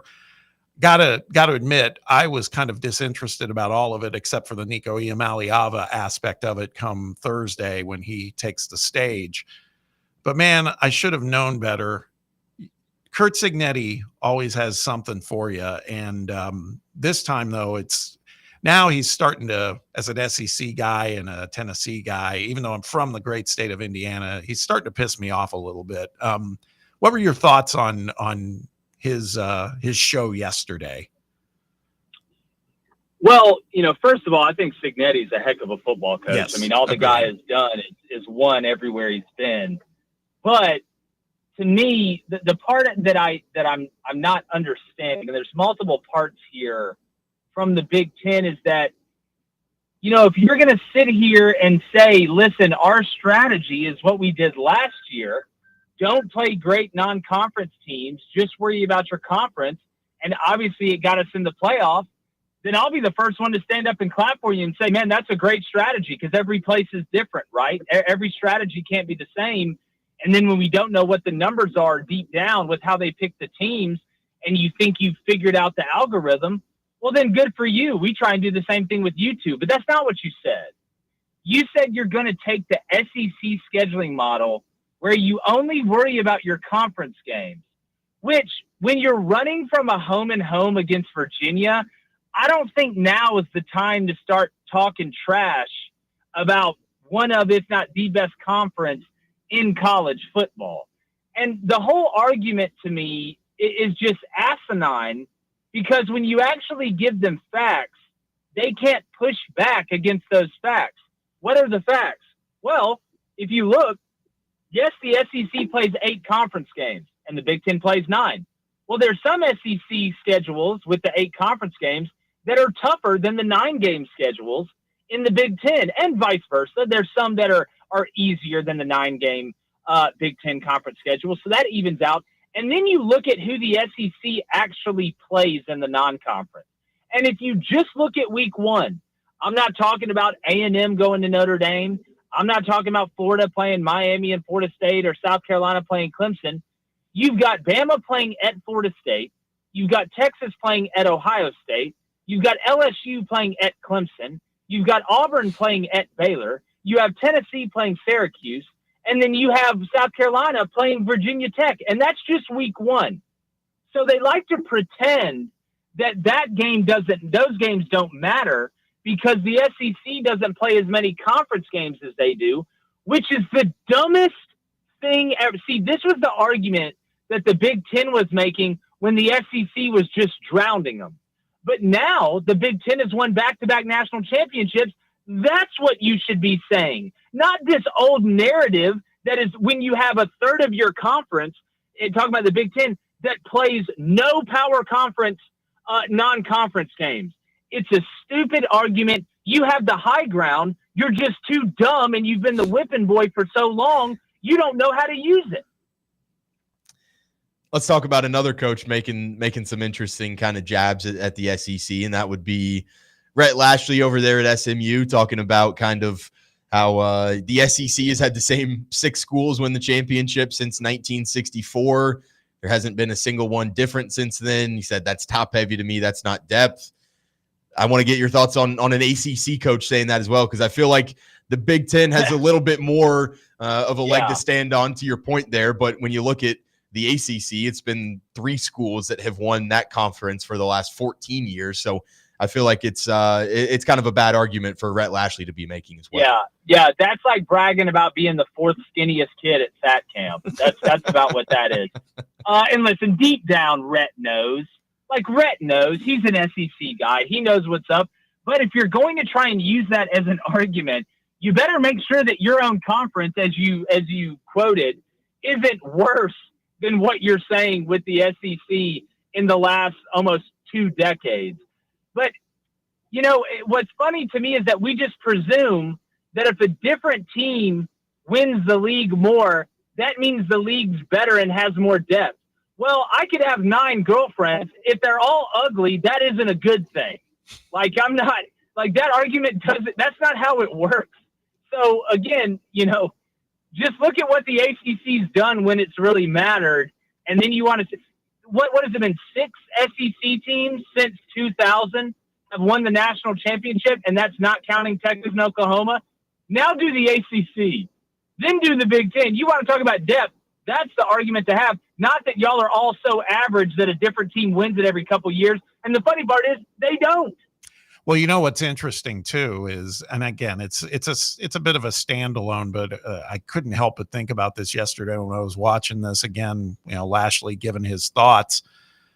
He's talking about a conference where your conference champion last year, which was Clemson, last year, just Clemson was 0-3 against the SEC in his season. You know, yeah. It's like, just come on, man, it's like talk less, at least about that kind of stuff. That's all. And well, it's going to be funny to see this quote when he takes the Arkansas job.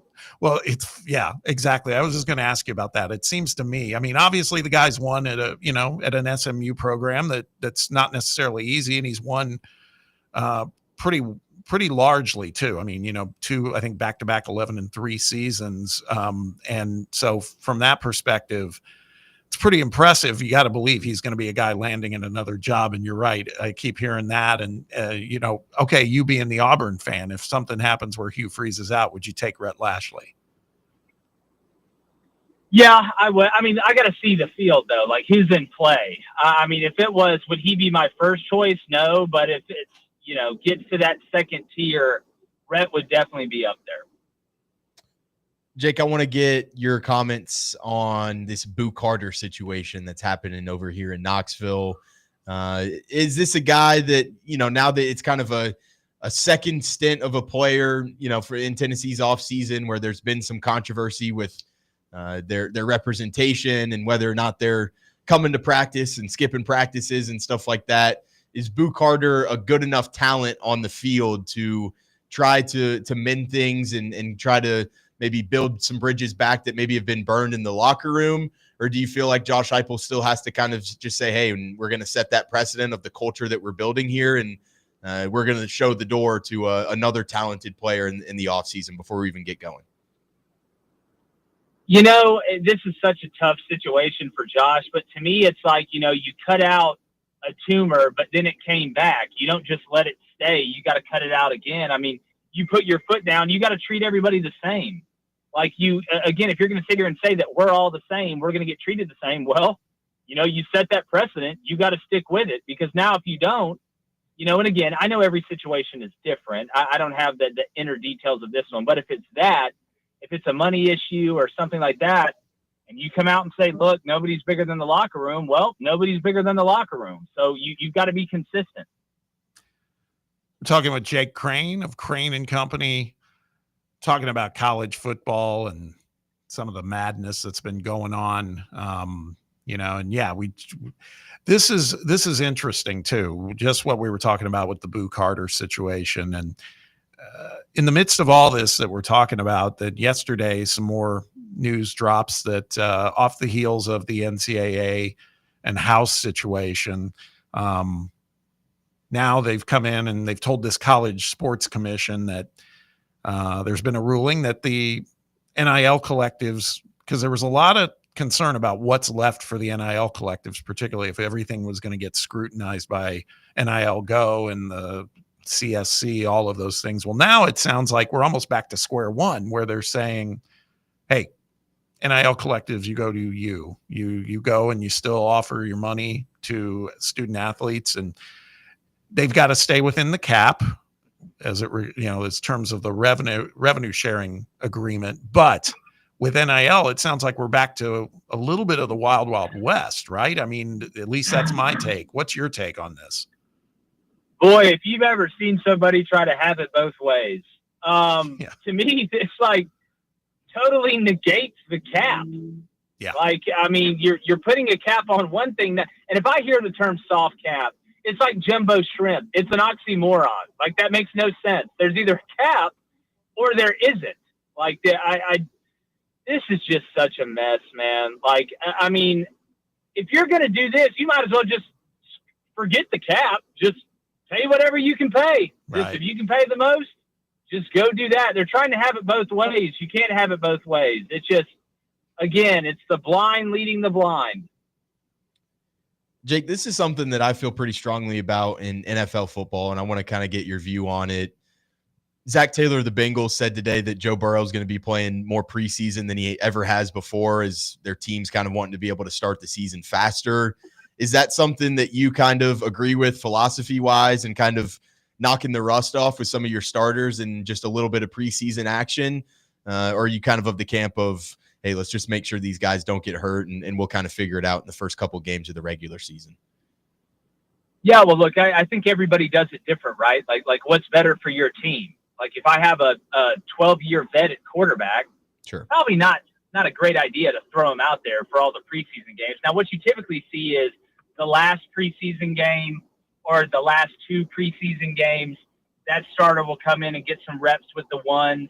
But I think it's different for every organization because you're in a different spot when it comes to the roster. So the Bengals, they haven't started out well. You got to change something. You got to mix it up. And if this is what you feel like you do, I mean, hell, Joe Burrow gets hurt anyway. So, I mean, at the end of the day, what's the difference? I just feel like it's different for everybody. So I understand this. It makes sense. And let's see if it works. And if it works, they'll keep doing it. Oh, man. So let me ask you this. With football season coming, like you said at the beginning of the segment, man, it's not that far away. We are closing in on what, like a month till week 0. Oh, yeah.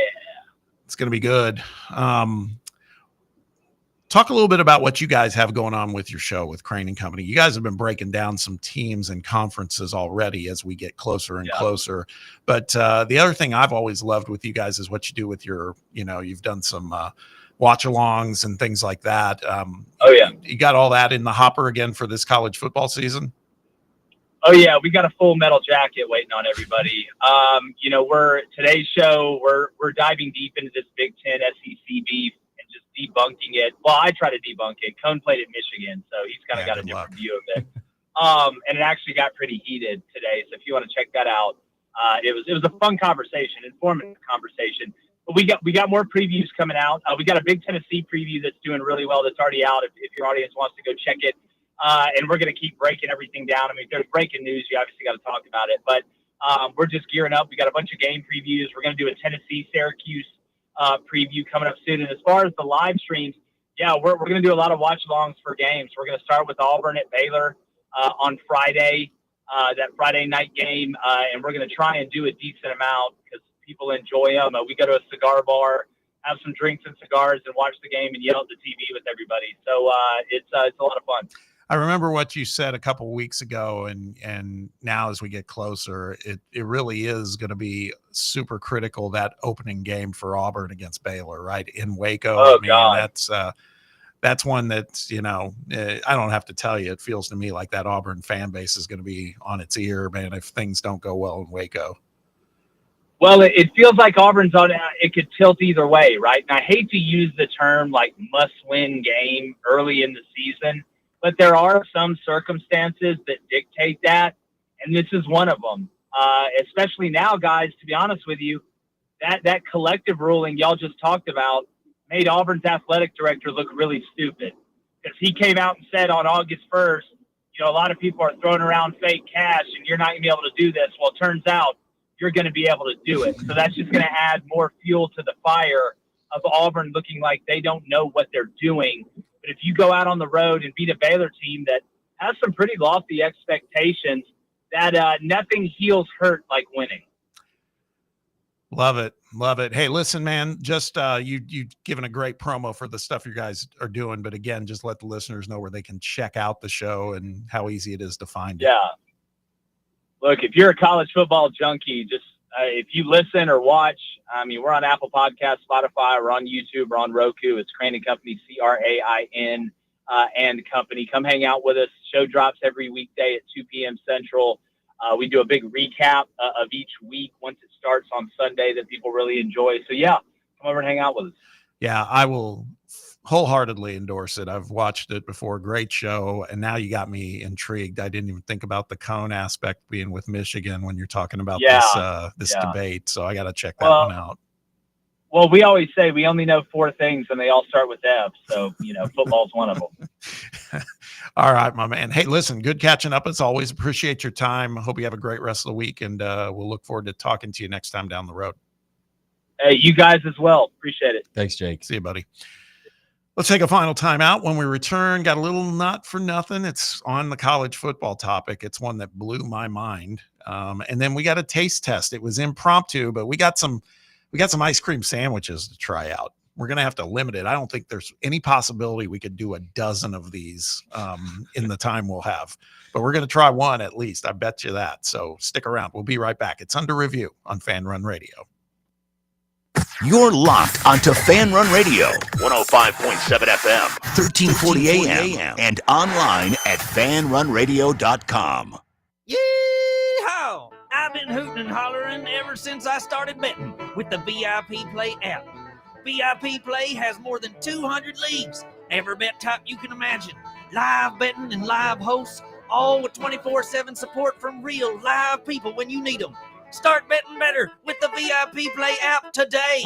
Don't be a better, be a better with VIP Play today. Download VIP Play today or head to VIPPlayApp.com. Make sure you use the promo code FANRUN to take advantage of their welcome bonus and so they know that we sent you. Gambling problem? Call 1-800-8899-789.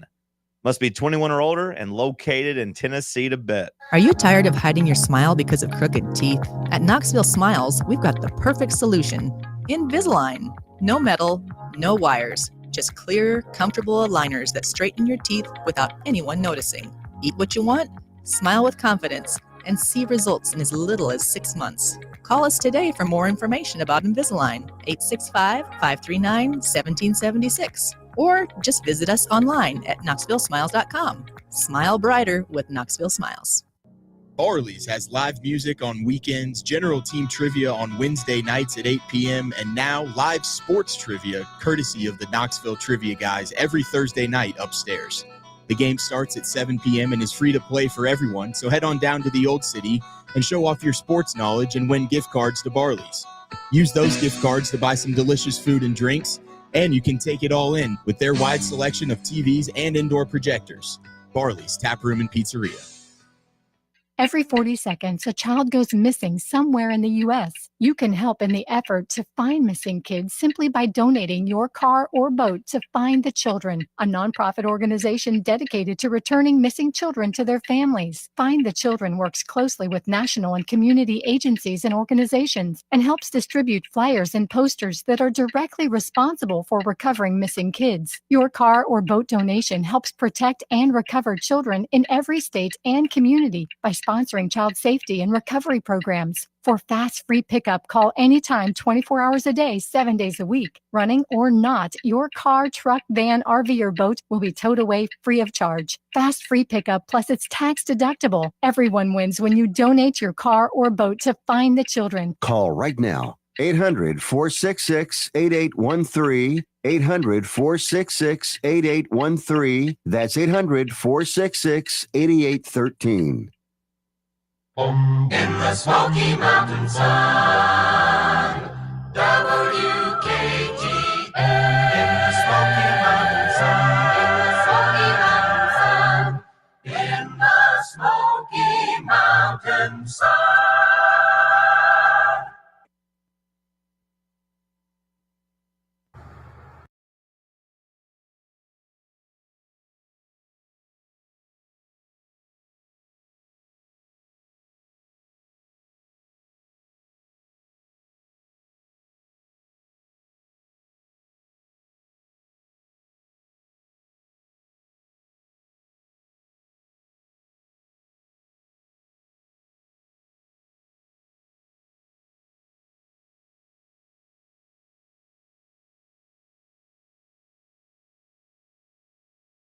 Back. Thanks to all our guests today.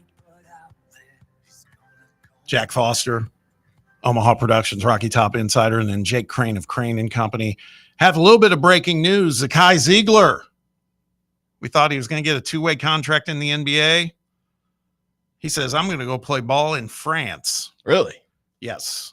He just signed a pro deal to play for a team in France. Oui. Oui. You think him and Masamba are gonna like high five in the airport, like Hey, man. SWAT going like, "Hey, good luck in Knoxville. Thanks, man. Good luck in France." It's very possible, and I'm happy for the dude. That's kind of back to where we thought it would be, right? We were saying, he's probably going to be a guy gets a good pro contract, but then he showed us some stuff. Nantere 92. Right. I don't know if that's how you pronounce that. Hey, man, he's gonna get paid to play ball. So Good for him, man. Happy, I'm for happy him. for him, yeah. Definitely happy. A real quick, not for nothing, but, and then we got some taste testing to do. Yeah, we got to go fast, Bob. Yeah. These are going to melt on us. There's only one. Colin Cowherd, not for nothing, but Colin Cowherd, stick to the NFL. Yesterday, his characterization on his show of the Big Ten as the premier conference in college football. He said he likes to do his analogies and stuff. Sometimes they're really good. This one made me mad. Big Ten money is Hollywood, tech, and financial centers. For the SEC, there's a lot of car dealerships in the SEC. Now, keep in mind, Fox is a Big Ten sheep, right? They've got the bulk of the Big Ten contract. They have the Big Ten network. But there's a reason that this guy, when I think of Colin Cowherd, I think of the NFL and the NBA because that's what he focuses on. I don't really care what he has to say about college football. So just don't do it, man. Stick to the NFL. I don't really like his NFL takes either, so just stick to doing you, and I'm going to not pay attention, Colin. Yeah, I agree. Not pleased with that at all. Not pleased at that at all. Like I said today, Big Ten Media Days resume in about an hour. I don't care about the ACC. There's no coach that could say anything more foolish today than Rhett Lashley did. But Dan Lanning from Oregon and James Franklin from Penn State, they'll be talking today. So it should be interesting. Time for a little Wednesday edition of Taste Test Tuesday. Let's start with these. Thank you. Shout out to my wife, Sue, for running shout these out over. Sue. That's a massive win. Yeah. That's the show firing on all cylinders. Was not expecting this. I'm going with the Pop-Tart one first, Bob. Yeah, I can't wait on this one. that's- This thing looks fantastic. We're going to start with Pop-Tart. We're going to start with Pop-Tart. Brett's already in on the Rice Krispies. Well, they had that one opened. What's weird is the box of the Rice Krispie treats, there were only 3, and that's what strange. That's what the box indicates. There's only 3. I'm going first bite on Pop-Tart. Yeah, go for it. I can't even open it. I don't know if I like the ice cream part. I got ice cream only though, so it's got to be probably mixed. I didn't realize this was going to be this messy. I think that's fantastic, guys.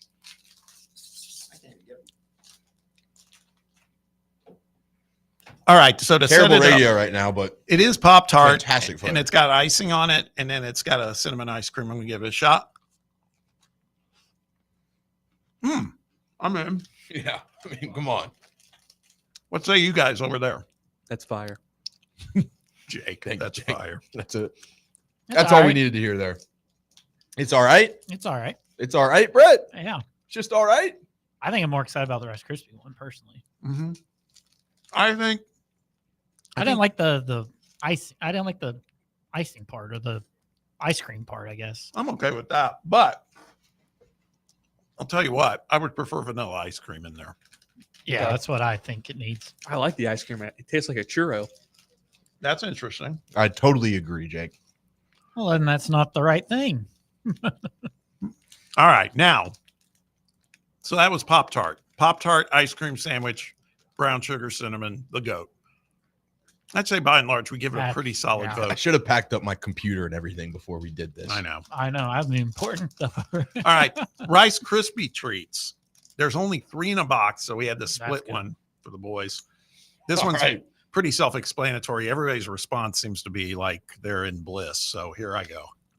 I'm finishing this sucker. Oh hell. That's good. Okay, that That's really good. Yeah. that blows away the Pop-Tart.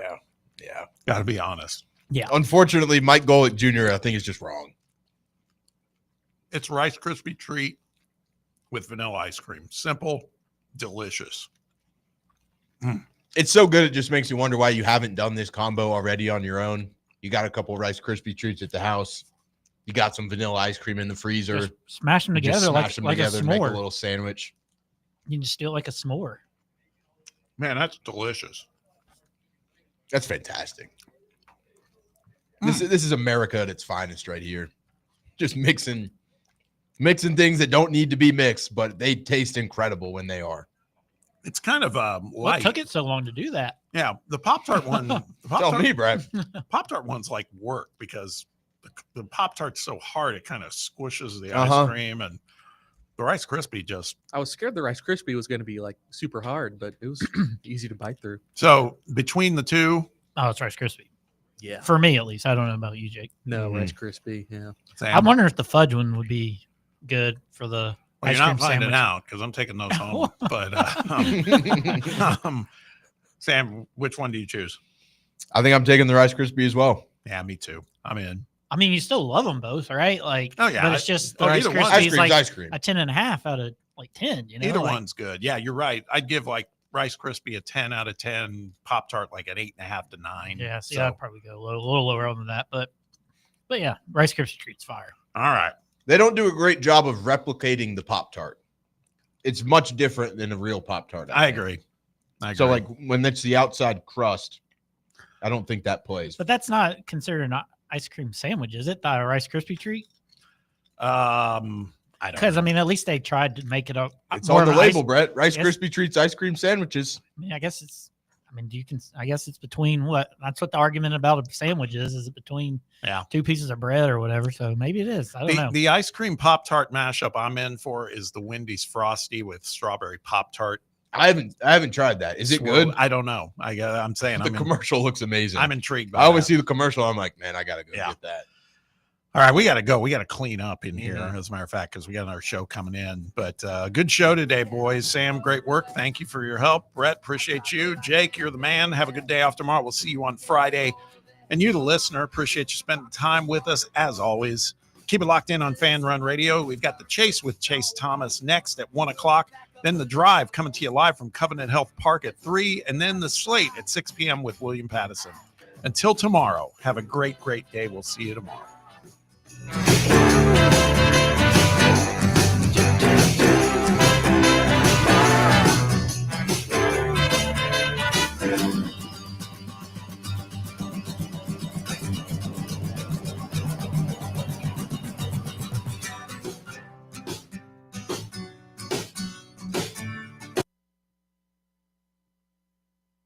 Check out our new and improved website at fanrunradio.com.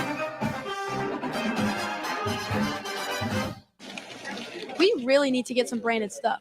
Shirts, hats, promo items, something professional. I mean, we could just find a website and order a bunch of it ourselves. You could, but you're taking a big risk. You don't know the quality, the fit, the timeline. It's a roll of the dice. Yeah, I guess. But isn't that how everyone does it now? Not the ones who actually care about how their brand looks. Look, if we're putting our name on it, it needs to be done right. We need SM Athletics. SM Athletics? Yeah, they specialize in working with businesses like ours. Apparel, hats, promo gear, but real, customized stuff. They actually care if it turns out right. Probably a lot better than getting stuck with 100 t-shirts with crooked logos. Exactly. Plus, they'll walk you through everything. Sizing, colors, material, so it matches the image we're trying to build. Makes sense.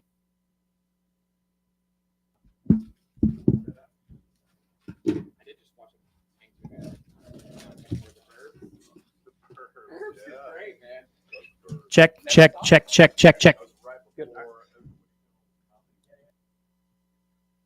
Veterinarian. They're currently accepting referrals from vets all across the country. With their newly renovated state-of-the-art surgery center and highly trained staff, clients can rely on professional and thorough care. If your vet says that your pet needs surgery or rehab, ask for a referral to Blackford Vet and let them get your best friend back on its feet. Located conveniently in West Knoxville. For more information, visit blackfordvetsurgery.com. White Claw is taking hard seltzer to new heights with White Claw Surge. At 8% alcohol, White Claw Surge is a stronger wave of refreshment that doesn't compromise on taste. Available in 4 bold waves of flavor like ripe blackberry, citrusy blood orange, zesty natural lime, and tart cranberry. Check out your favorite retailer in-store and online for the White Claw Surge Variety 12-pack and 16-ounce single-serve cans. White Claw Surge. Please drink responsibly. Rickard Ridge Barbecue, located in beautiful Cove Lake State Park. Rickard Ridge is home of the best ribs in the Volunteer State. Smoked daily